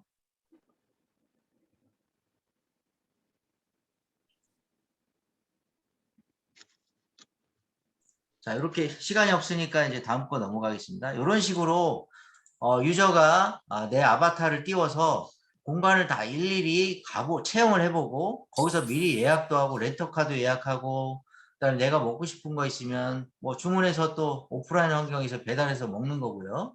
뭐 이런 것들이 홈쇼핑하고도 또 제휴가 또 될 거고요. 자, 이렇게 됩니다. 기술적으로 보셨을 때 저희 보라에서 수집한 데이터 영상이 이렇게 저희 서버에 들어와서 개인이 카페를 꾸몄는데 이 라이브 데이터를 옆에 딱 띄울 수 있게 해주는 거고요. 저희 플랫폼에서. 자, 이거는 참고로 저희 파트너사이자 저희 CTO 중에 알라우스쿨 CTO 출신이 있습니다. 그래서 현재 이제 가상의 부동산을 판매하는 메타렉스를 개발해서 부동산을 판매를 했어요, 사실은. 그래서 부동산을 판매를 하고 판매된 부동산을 저희가 이제 건물을 올려주는 겁니다. 기본 토대를. 그러니 건물이 올라가면 거기에 사업자 등록증을 가지고 입점을 합니다. 사업자가. 그래서 거기에서 본인이 팔고 싶은 쇼핑몰을 여기다 만들어주는 거고요. 이제 이런 게 이제 구축이 됩니다. 저희 이제 가상건강 아까 라이브 메타버스와 이거의 투 트랙으로 진행을 하면서 이 도시가 만들어지면 하나로 합칩니다. 그 뒤로 뭐 이제 추가적으로 다음 스텝에서는 이런 것들이 들어갑니다. 당장은 안 되고요. 뭐 우주를 투어할 수 있다든지 이거는 극강의 몰입감을 줘야 되기 때문에 이 부분은 VR이 적용이 돼야 되고요.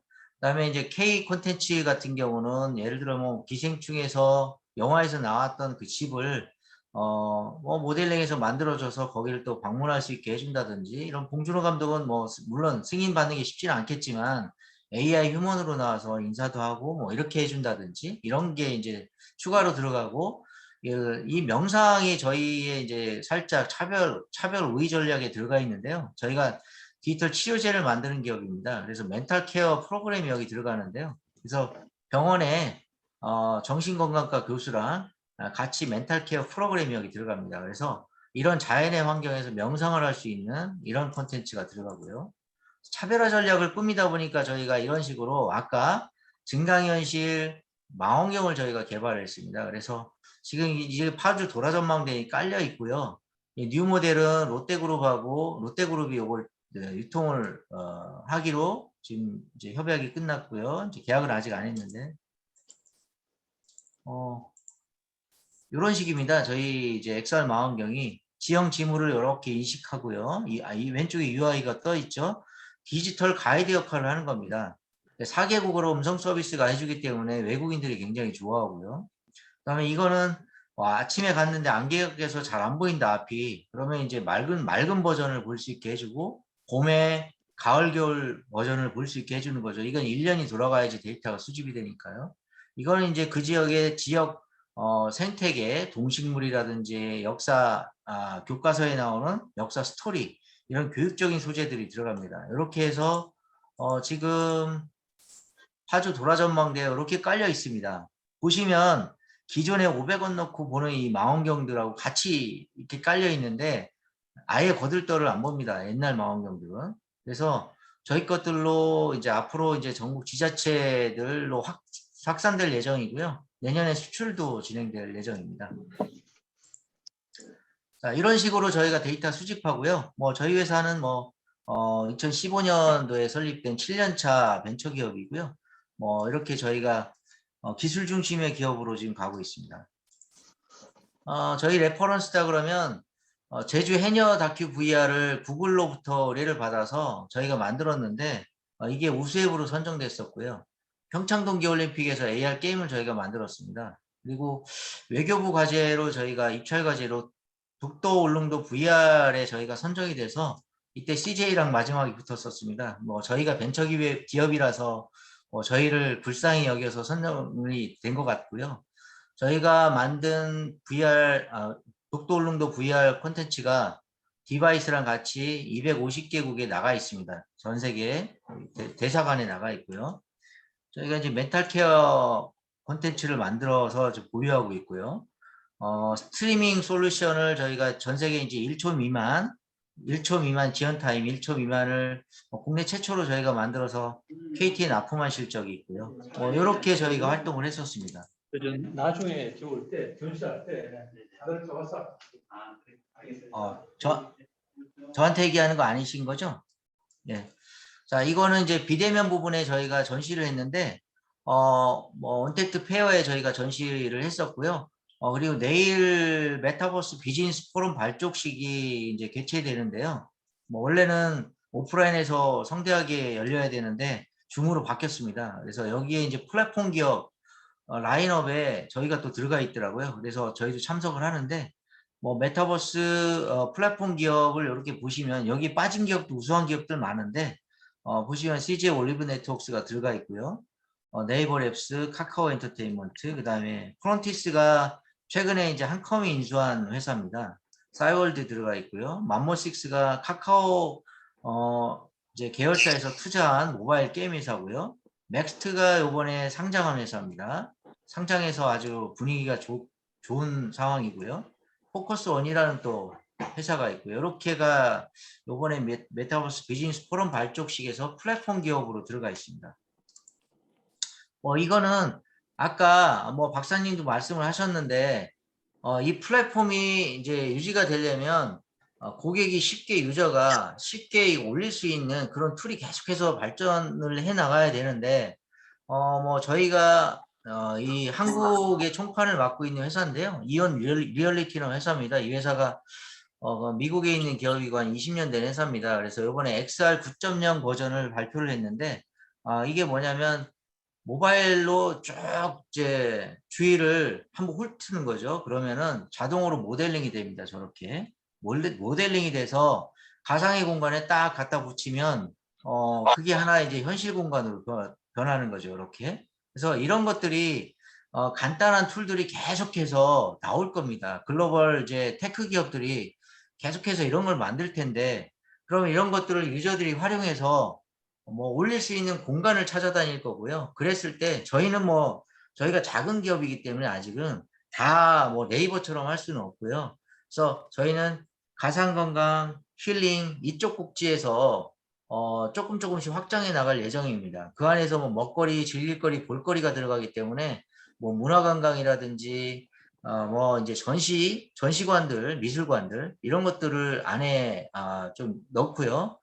방송국들하고 좀 제휴해서 방송 프로그램도 이쪽에서 예를 들어 방송국을 하나 여기서 만들어서 뭐 해외에서 우리나라를 찾으면 뭐 어린 층들은 제일 먼저 가고 싶은 데들이 방청권을 얻어서 방송국을 견학가고 싶어 하거든요. 이제 그런 것들을 메타버스에서 만들어 주려고 합니다. 그래서 어느 정도 뭐 마이스 산업에서 뭐 지금 부족한 부분들 이런 부분들을 어느 정도 조금은 메꿀 수 있지 않을까 여기서 뭐 그런 조심스럽게 좀 제가 좀 기대를 해보고 있습니다. 뭐 이렇게 제가 시간이 뭐 많이 흘렀네요. 네, 이렇게 마치겠습니다. 혹시 궁금한 점 있으시면 질문 부탁드리겠습니다. 예, 감사합니다. 여러분들 메타버스 얘기 많이 들었고 이게 어떻게 우리 마이스 산업에 활용이 될지 궁금 많이 하셨을 텐데 여기 나오는 중에 맥스트 최근에 아마 기사들 보셨을 거예요. 그 최근에 공모주 청약해가지고 뭐 3,000대 1인가 4,000대 1인가 6,700대 1입니다. 네. 예? 6,700대 1. 6,700대 1. 와. 네. 그 공모주 청약 사상 최대 그 배수로 그 된 걸로 알고 있는데 지금 아까 잠깐 보니까 뭐 7만 얼마네 벌써. 하여튼 그 메타버스가 요새 그렇게 그 핫한 아이템이고 아마 그 민문호 대표도 조만간 IPO로 가셔서 아마 어마어마한 또 기업을 이끄실 거로 지금 믿고 있는데 네. 그 우리 이상열 단장님하고 민문호 대표 두 분 최근 그 마이스와 또 그 메타버스의 어떤 트렌드 이런 것들을 좀 설명해 주셨는데 뭐 좀 이렇게 질문 들어보시면 좋을 것 같아요. 궁금하셨던 거 평소에 예. 좀 뭐 어떤 누구한테 질문하실지 말씀하시고 뭐 처음 아까 인사 안 하신 분 같으면은 자기 소개도 잠깐 해주시고 그러면서 질문해 보시죠. 여기 보니까 조규태 총장님도 들어와 계시고 니콜 걔가 그 개윤숙 그 지점장님이시죠? 마리나 베이 샌즈 지금 계세요? 니콜이라고 돼 있어가지고 제가 지금 니콜 저에게? 걔 아니 Oh, not you oh, I mean there's a 니콜 걔 okay. 네, 맞습니다. 예, 그렇죠. 예. 잘 보고 있습니다. 네, 얼굴 좀 감사합니다. 보여주세요. 얼굴. 얼굴이요? 지금 얼굴을 보여드릴 상태가 아니라서 양해를 부탁드립니다. 신비롭게 남아있겠습니다. 신비롭게. 신비롭습니다. 예. 네, 다음에 한번 오케이. 보여주십시오. 네, 예. 감사합니다. 예. 네. 그 질문들 받겠습니다. 뭐 그 마이스 트렌드하고 우리 그 메타버스 관련된 두 가지. 제 목소리 들려요? 네, 들립니다. 예. 아까 이상열 우리 단장님 말씀하신 내용을 들어보니까 소프트웨어 쪽이 앞으로 이제 어차피 강화될 수밖에 없는 걸로 보이는데. 잠깐만요. 지금 그 두 개가 켜 있죠. 하나 꺼시면 좋겠어요. 예. 그러면은 그 하드웨어 쪽으로 지금 확장하고 있는 사실은 그 센터가 많이 있잖아요. 확장을 계획하고 있다든가. 근데 하드웨어 쪽으로는 어떻게 보시는가 궁금해요. 지금 확장을 하려고 하는 데가 많거든. 컨벤션 센터. 그래서 컨벤션 센터들 지금 확장하는 데 많은데 이게 이제 최신 트렌드에 어떻게 적용이 되고 있냐 이런 질문인 것 같습니다. 네. 저는 공간의 개념이 달라질 것 같지는 않아요. 그러니까 공간의 중요성이 더 떨어지거나 활용도가 떨어질 것 같지는 않습니다. 그런데 기존의 센터들이 단순히 대관 중심으로 방향성을 잡으면 안 될 것 같고요. 그러니까 지금 보면 지금 코로나 상황에서 보면 지금 보면 우리가 미팅의 형태가 하이브리드이긴 하지만 하이브리드라고 해도 행사 형태가 굉장히 많습니다. 다양하게 되고 하이브리드 형태가 뉴스쇼 개념으로 조금 더 진화할 거다 뭐 이런 얘기가 나오면 결과적으로 공간이 활용을 할 때 얼마만큼 이런 수요를 충족시킬 수 있을 것이냐. 그러니까 단순히 행사하기 부스 차리기 만들기 좋은 그런 공간 이런 것만 갖고는 이제 부족하다는 거죠. 디지털 인프라스트럭처에서 전용선을 어떻게 뺄 것이냐 아니면은 잠재적인 그 안에서 사람들이 디지털로 옮기는 건 전부 다 어떻게 보면 데이터 수요인데 이런 수요를 어떻게 감당할 것이냐 아니면 기본적인 디지털 미팅에 대한 인프라를 어떻게 수용할 것이냐 이런 부분에 대해서 센터들이 좀 종합적으로 우리 마이스 서비스를 공급하는 사람들의 수익 모델만 고민해야 되는 게 아니고 센터 자체도 센터를 활용하는 방안에 있어서 자신들만의 어떤 그런 것들을 제시할 필요가 있고 그런 인프라를 구축할 필요가 있다라고 저는 생각하거든요.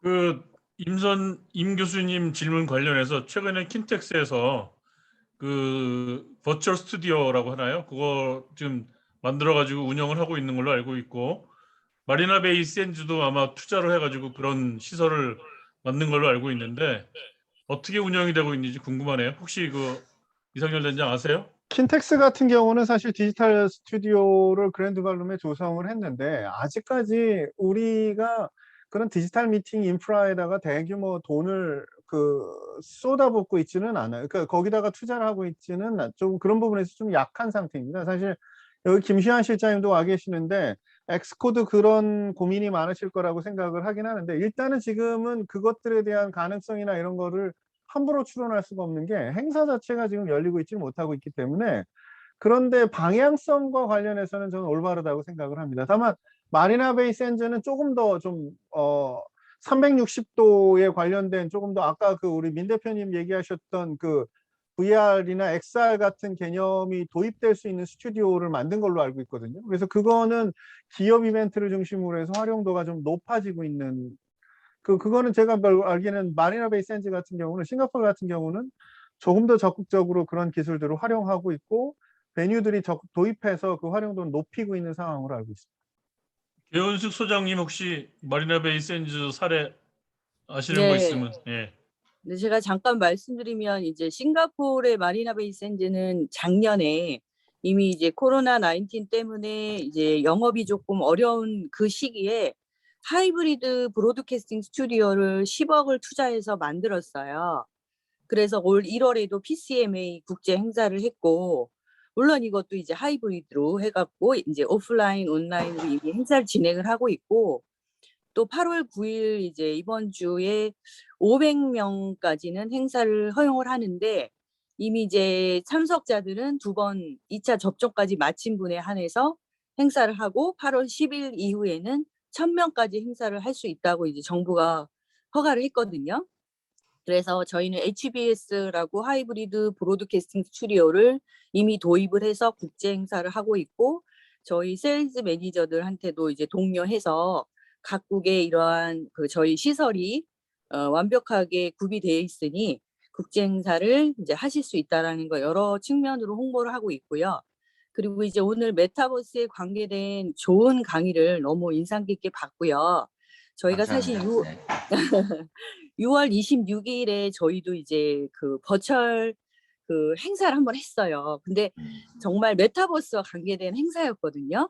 그래서 저희가 실제로 이제 대면 행사를 VIP 디너를 할 수 없었던 관계로 저희가 한 100여 명의 한국 고객들을 초청을 해가지고 버추얼 행사를 하면서 손님들도 굉장히 인상 깊게 참여를 하셨고 이런 가운데서도 저희는 이제 뒤처지지 않고 오히려 앞서 나가는 행사를 각국에 돌아다니면서 이제 로드쇼, 버추얼 로드쇼라는 행사를 6월에 이제 마친 상태입니다. 근데 오늘 제가 강의를 들어보니 뭐 싱가포르도 열심히 하지만 한국이 이렇게 선도적으로 앞서 나가는 거를 저는 한국이 앞서 나갈 거라고는 확신이 더 드네요.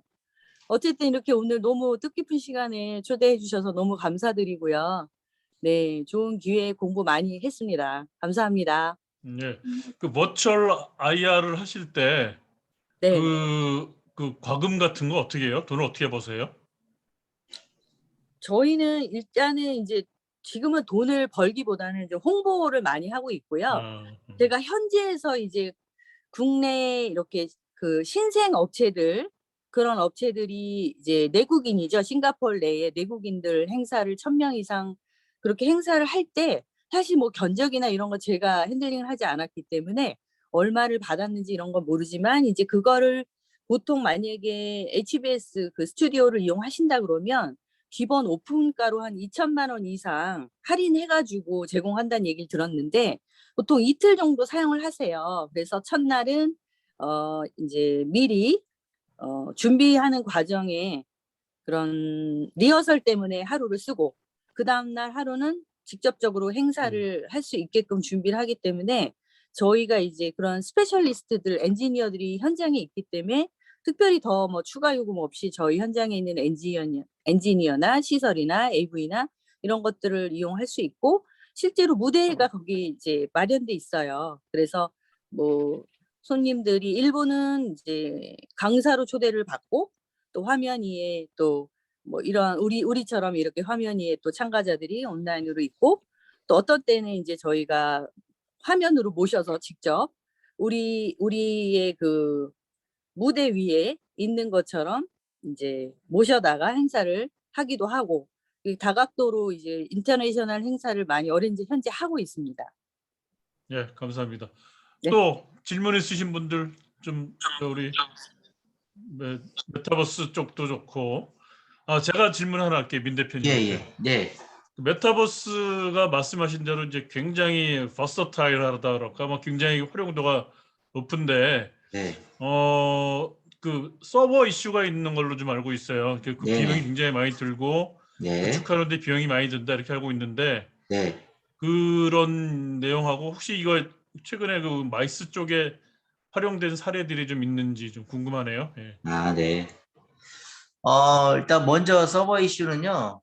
뭐 사실은 지금 이제 자체적으로 서버를 예전 같은 경우 자체적으로도 막 돌렸지 않습니까? 뭐 그러다 보면 뭐 사실은 보안 이슈라든지 이런 것들에 대한 부담도 많고, 동시 접속이 많이 몰렸을 때 그거에 대한 대응이 힘들거든요. 그래서 요즘은 그래도 괜찮은 것들이 지금 뭐 AWS라든지 뭐 클라우드 쪽 있지 않습니까?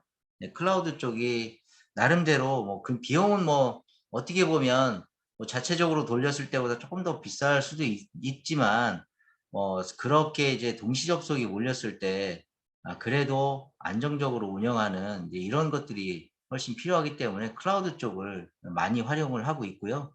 뭐 네이버 클라우드라든지 AWS라든지 좀 KT라든지 딴 데도 클라우드 사업을 하고 있는 걸로 알고 있는데, 저희는 뭐 AWS나 뭐 네이버 클라우드랑 이제 손잡을 예정이고요. 뭐 이제 오픈을 이제 하게 되면 둘 중에 한 군데랑 할 것 같습니다.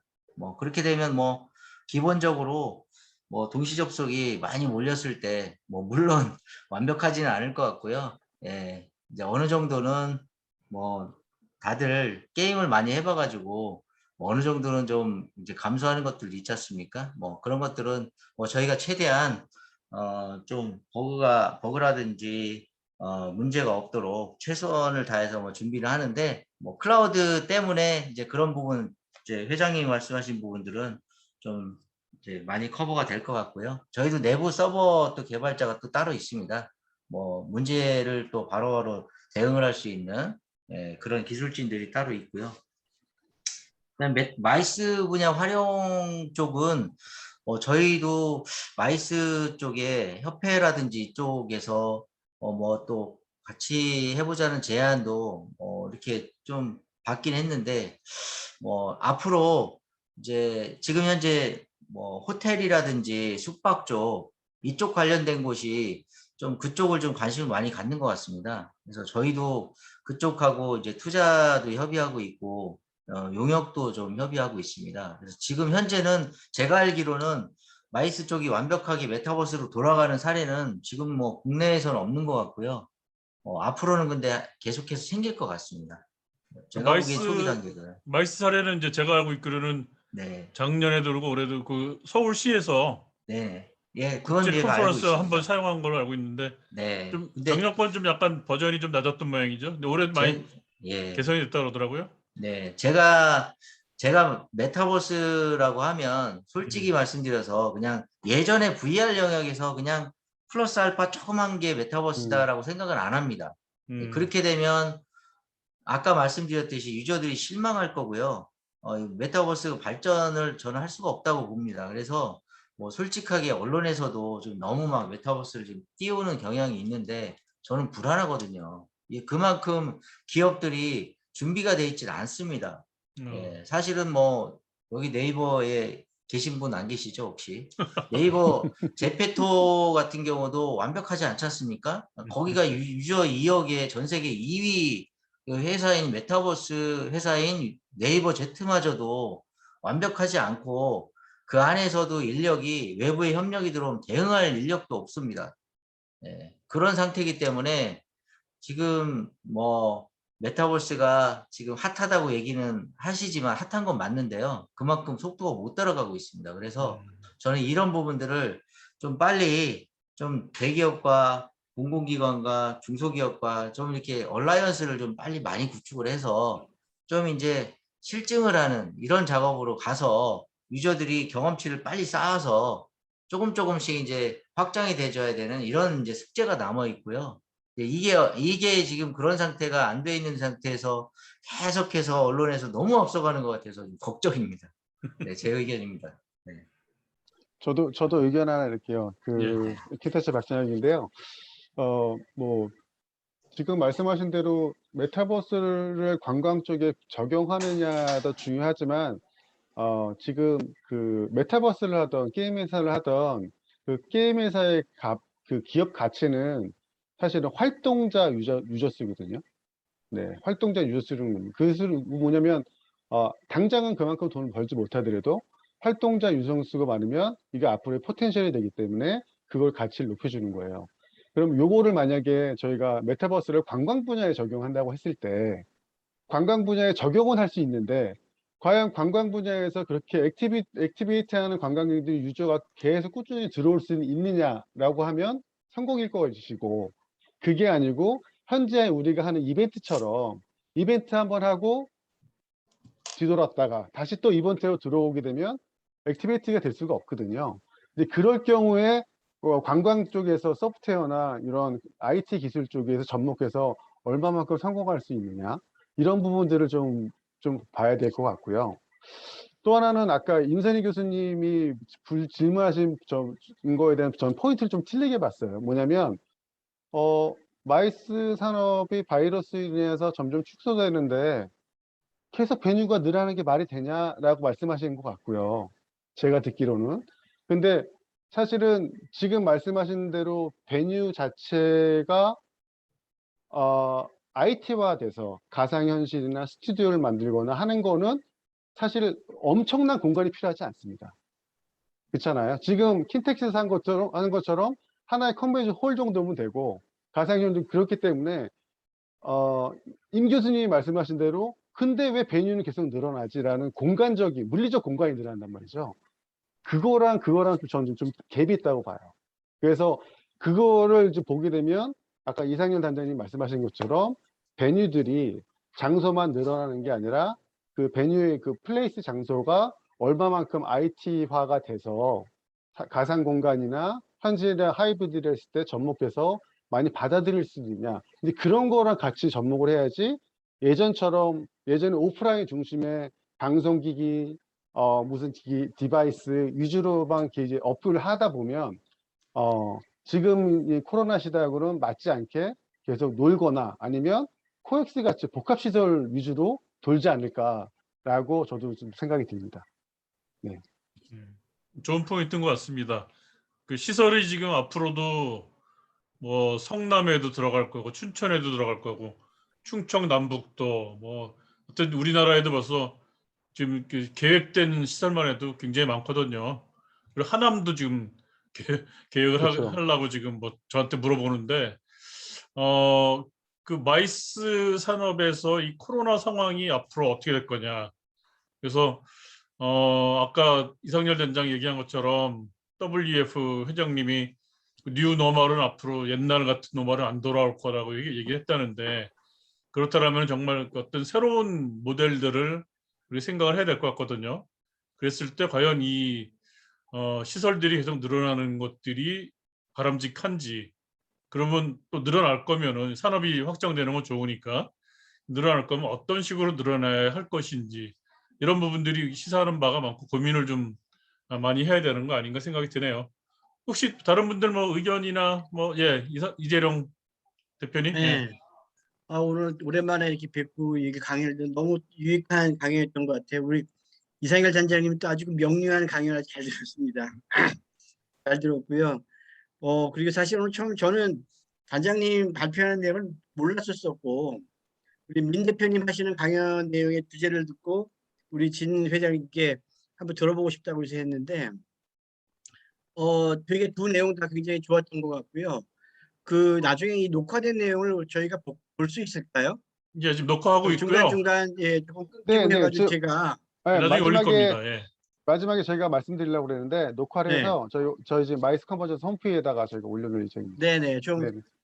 조용히 아주 그냥 상세히 한번 듣고 싶은 내용들 많았고 민 대표님 얘기 오늘 아주 재밌게 들었고 제가 VR 쪽 사업 비슷한 것들을 하고 있어가지고 아, 네. VR을 지금 넘어서 메타버스 자꾸 얘기할 게 뭔가 했는데 네. 많이 이해가 됐습니다. 되게 네. 이해도 많이 됐고 한편으로 들으면서 굉장히 앞서가는 거다라고 하지만 내용을 컨텐츠를 보니까 아직도 갈 길이 멀구나라는 생각도 들고 맞습니다. 분명한 어떤 생각들을 많이 했어요. 네. 근데 제가 갑자기 궁금했던 건 뭐냐면 되게 이제 이렇게 앞서가는 기술들은 되게 미국이나 한국이나 뭐 일본이나 소위 말하는 선진국에서 앞서가는 어떤 트렌드를 가지고 가는데 실제적으로 중국 쪽은 이 분야에서는 어느 정도 역할을 하는지 혹시 아시는지 네. 중국은 메타버스에 대해서 관심을 얼마나 갖고 있고 지금 어느 정도 네. 수준에 와 있는지 혹시 네. 업계시니까 네. 아시는지요? 네. 뭐 사실은 제가 예측하는 거는 인터넷 환경이 좋은 기업이 메타버스 하기에 유리하다고 저는 봅니다. 그래서 뭐 미국이랑 이제 우리나라 그다음에 중국 정도가 제일 좀 유리하지 않을까 저는 이제 생각은 드는데요. 현재는 중국의 움직임은 그렇게 크게 메타버스 쪽에서 활발하지는 않은 것 같습니다. 네, 지금 미국의 움직임을 계속해서 따라가는 것 같고요.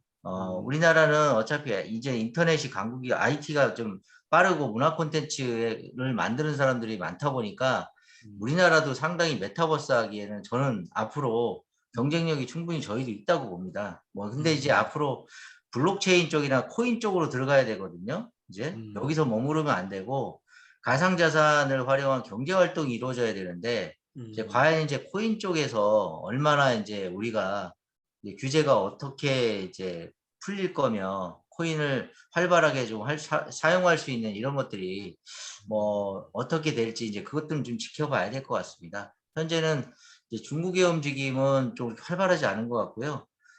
일본 쪽도 IT 쪽이 이제 인터넷 쪽이 좀 약하지 않습니까? 그렇죠. 그래서 제가 보기에는 일본 쪽도 메타버스 하기에는 조금 아직은 좀 부족하지 않을까.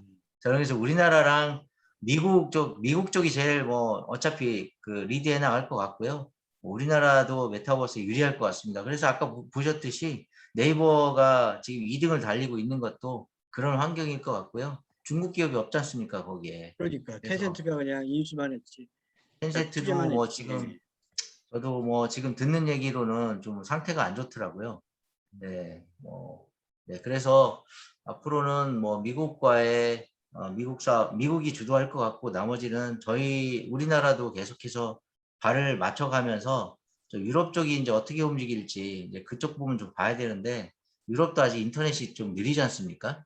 그래서 인터넷이 느린 곳은 굉장히 불리할 것 같습니다. 근데 어떻게 이제 앞으로 조금 더 그런 것들이 발전해 나갈지는 좀 지켜나가봐야 될 것 같습니다. 네.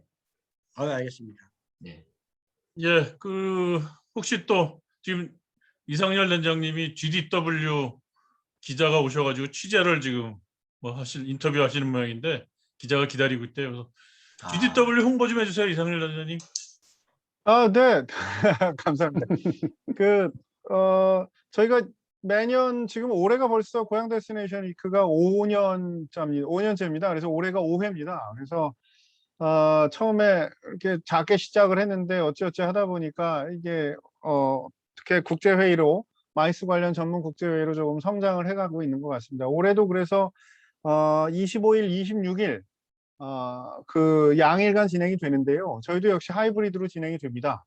하이브리드로 진행이 되는데 좀 이게 그 거리두기 4단계를 유지해야 되는 상황인 것 같아가지고 네트워킹 기능을 못할 것 같습니다. 그래서 사실은 무미건조하게 그 현장에서의 관람은 가능한데 그래도 뭐 식사라든가 네트워킹 또 만찬이라든가 아니면 커피 브레이크나 이런 걸 못할 것 같아서 아쉽긴 하지만 그런 부분은 올해는 좀 컨텐츠로 조금 보상을 좀 하려고 합니다. 그래서 기조 강연하고 25일에는 국제 데스티네이션 경쟁력 포럼 기조 강연 포함해서 4개 세션이 아침 9시 20분부터 오후 5시 반까지 진행이 됩니다. 그래서 올해는 또 저희가 이제 기조 강연자로 제프리 삭스 콜롬비아대 석좌 교수님을 모셨고요.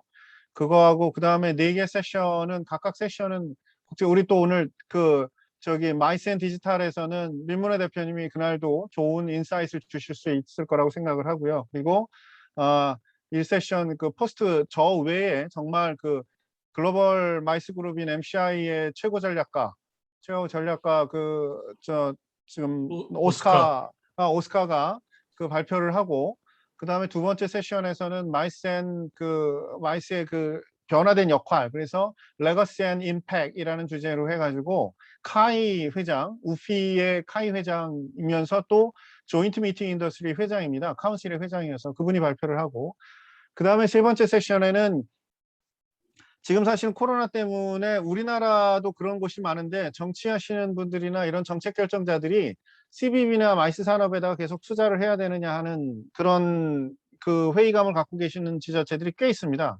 그래서 이런 부분에 대해서, 그러니까 저희가 소위 말해서 이게 무슨 CBB나 마이스 산업의 운명이 정치인의 손에 이렇게 달려 있는데, 이걸 극복할 수 있는 방법 중에 하나가 요즘 유럽이나 이런 데서는 투어리즘 텍스, 특히나 리제너러티브 텍스라는 개념이 지금 얘기가 되고 있는데, 그것과 관련해서 덴마크의 그룹 나오라는 컨설팅 회사의 시그네라는 대표가 발표를 할 예정입니다. 그리고 각각 세션 발표 외에는 우리나라의 마이스 전문가 좌장 포함해서, 우리 회장님도 좌장 맡아주시는데, 좌장 포함해서 각각 4분의 패널리스트 총 5분이 1시간 동안 또 이렇게 토론을 진행하게 됩니다. 그렇게 해서 좀 진행할 거고요. 그래서 두 번째 날은 또 저희가 국제기구랑 진행하는 완전 버추얼 세션이긴 하지만 오전에는 DMO 세션입니다. 그래서 이카랑 저희가 공동 개최를 하고요. 그리고 게이닝 엣지라는 글로벌 컨설팅 회사가 같이 공동 진행을 합니다. 그리고 그렇게 해서 도시 사례 발표, 그래서 요즘 가탕 마이스 쪽에서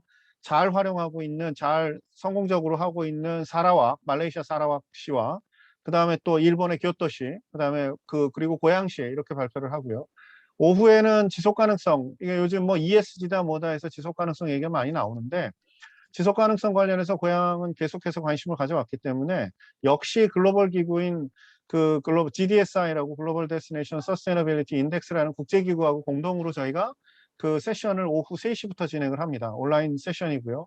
거기에는 뭐 이번에는 연사진이 좋습니다. 그래서 거기도 좀 화려한 연사진인데요. 그린피스 국장이 또 발표를 하고요. 그 다음에 가이가 또 발표를 하고요. 저도 발표를 합니다. 그리고 도시 사례 발표로는 사실은 저희가 헬싱키, 그 다음에 또 시드니, 그리고 또 한 곳은 프랑스 도시 한 곳, 이렇게 해서 어떤 지속 가능성 선진 도시들 사례도 저희가 확인할 수 있습니다. 그래서 올해는 저희가 유튜브 중계는 안 할 예정입니다. 그래서 무료이긴 하지만 사전 등록을 해주시면 저희가 줌으로만 링크를 공유드려서 무조건 다 무료로 드리겠지만 모두가 다 볼 수 있는 형태의 유튜브 중계는 안 할 예정입니다. 그래서 참가 신청 많이 해주시고요. 그리고 또 좋은 점은 양일간 동시 통역이 다 진행이 됩니다. 그래서 부담 없이 들으시면 될 것 같습니다. 감사합니다. 네, 아이고, 감사합니다.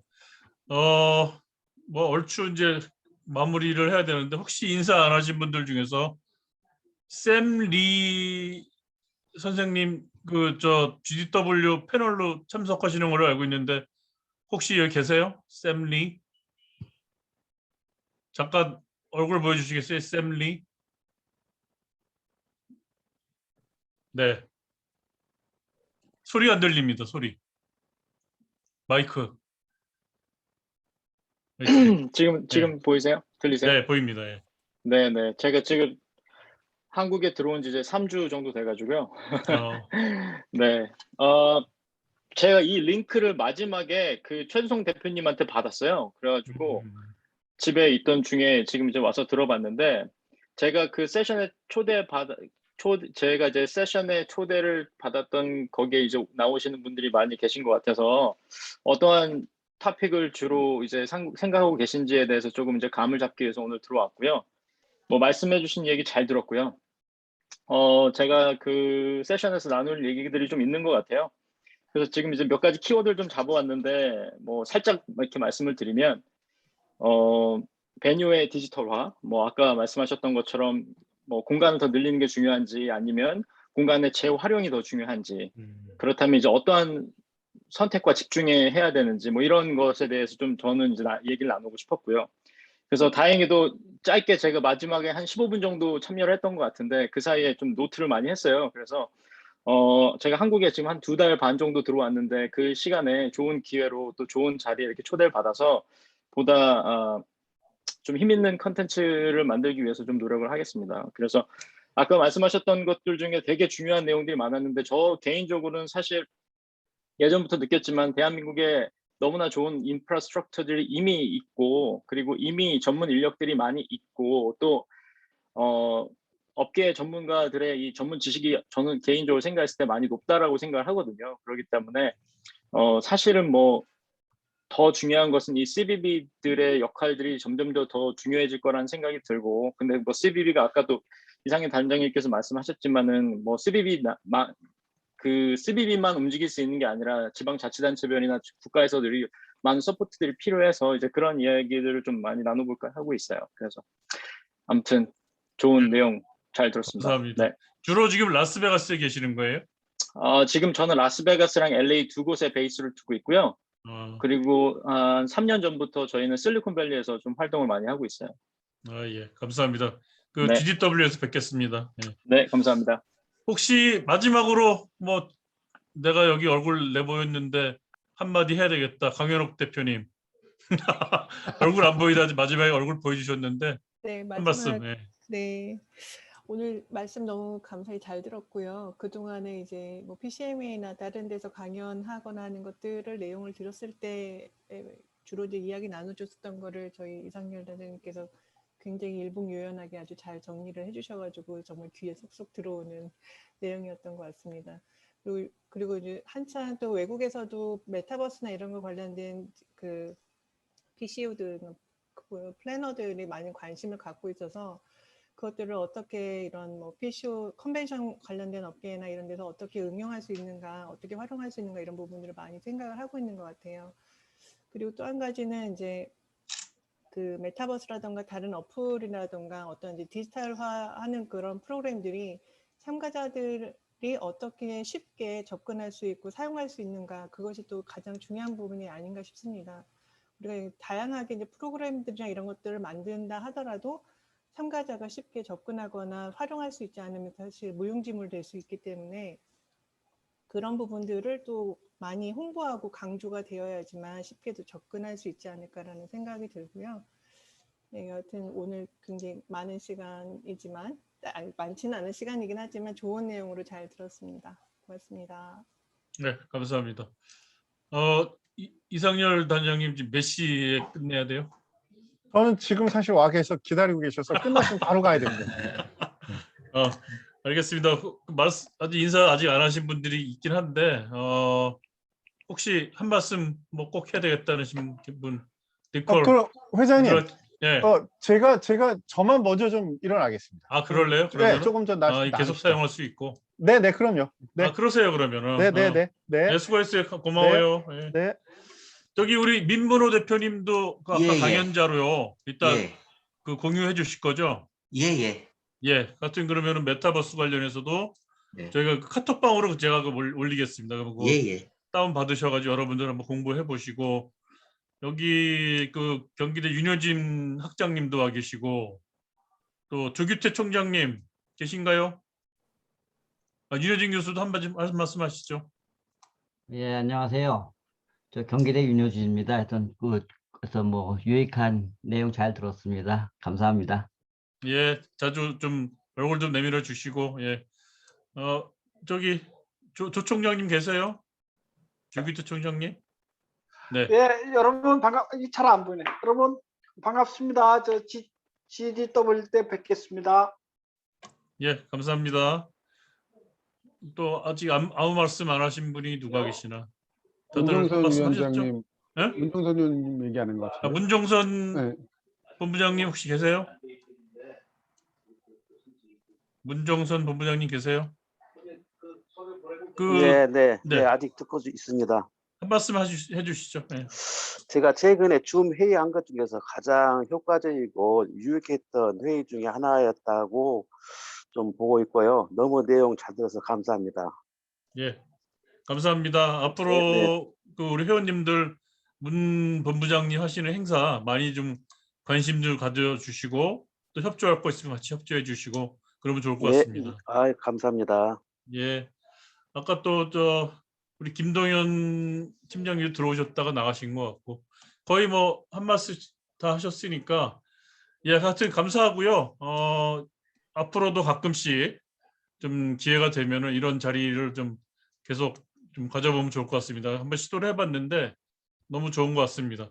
정성도 제가 말씀을 드릴게요. 지금 이번에 온라인 줌 회의를 한 이유가 포럼에서 사실은 이제 적나라하게 말씀드리면 우리 카톡으로만 있는 거잖아요. 그래서 거기서 있는 거기 때문에 뭔가 활동이 필요한데 지금 코로나로 인해서 만나지 못하는 이런 시점에서 포럼을 다시 한번 이제 업데이팅 하자는 차원에서 홈페이지를 개설했고 아까 말씀드렸지만 이 녹화본하고 컨텐츠 자료들은 뭐 카톡으로도 하지만 저희가 홈페이지에 다 업로드도 해놓겠습니다. 그리고 정기적으로 했으면 하는 생각이 있기도 하고 또 하나는 저희 멤버들 회원사 중에서 이런 부분은 발표하고 싶어, 얘기하고 싶어 라고 해서 저희한테 말씀을 해주시면 저희가 정기적이 아니더라도 간헐적으로 이렇게 회의를 해서 일단은 오프라인을 못 만나는 이 시점에서 온라인 통해서 계속 소통을 좀 하고 그 소통을 통해서 각자 하시는 비즈니스에 도움이 될 수 있는 방향도 같이 논의들을 하도록 하겠습니다. 네, 감사합니다. 앞으로 사무처장님이 좀 많이 좀 이렇게 이런 좋은 기회들 많이 만들어 주시고 저희가 지금 오프라인으로 만난 지가 꽤 됐어요. 그래서 조금 코로나가 풀리면 또 우리 회원님들 중에 이제 각 지자체 담당하고 계시는 공무원들도 많이 계시고 그러셔서 또 저희 팸투어 같은 것도 과거처럼 갈 수 있을 것 같고 그리고 아니더라도 뭐 어쨌든 세미나라든지 이런 걸로 여러분들 자주 찾아뵈가지고 좀 유익한 그런 포럼이 되도록 노력하겠고 그래서 이제 홈페이지 개편하면서 약간 좀 개방적으로 그러니까 여러분들 올리고 싶은 글 아무거나 올리시고 뭐 기고 같은 것도 좋고 아니면 뭐 자료 같은 것도 좀 올려주시면 좋고 서로 어쨌든 유익한 그런 포럼이 되도록 노력을 하겠습니다. 그러면은 한 2시간 정도 딱 했습니다. 너무 재밌게 잘 끝나는 것 같은데 다음을 기약하면서 그러면 이제 이 정도에서 마무리하도록 하겠습니다. 손 한번 흔들면서 헤어질까요, 다들? 예. 수고하셨습니다. 예, 수고하셨습니다. 감사합니다. 감사합니다. 또 고생하셨습니다. 뵙겠습니다. 감사합니다. 회장님 감사합니다. 수고하셨습니다. 네.